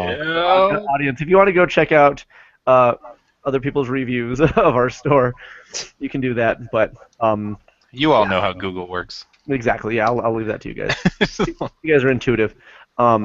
Also, my buddy Kellen asked where I got this purple tentacle doll, and I actually have a friend, Beef Crow Art, and she does custom-made plushes, essentially, and she did this in the green tentacle for me right up here, as well as a handful of other things, and she'll do custom jobs of pretty much anything, and it's kind of the greatest. So, okay, do you guys have anything else to add? Is Amcast still hosting our podcast? Adrian is taking a hiatus from, I think, I want to call it transcription now because you always call it transcription. Right, yeah, well, that's the right word. I don't think that the latest episodes are available in audio format. I could be wrong about that. But that's fine. You can youtube.com user Sacula, where you guys are currently at, and you can watch other episodes of the Cyber Zone that we've done in weeks past. So I think that's the only YouTube videos I've done for like a year. I haven't uploaded anything to YouTube in a very long time, except for this. So. But we will. Yeah, it's coming. We're sort of restructuring a lot of stuff and figuring out new Twitch channels and new, just establishment for all the stuff we got going on at Gamers Anonymous. So, thank you guys for watching. Thanks for your time and thanks for your input. We'll do this again next week. So please have a good night. And that's all. Don't have anything else. You guys just gonna be silent because I feel weird. Is that it? All right. Goodbye.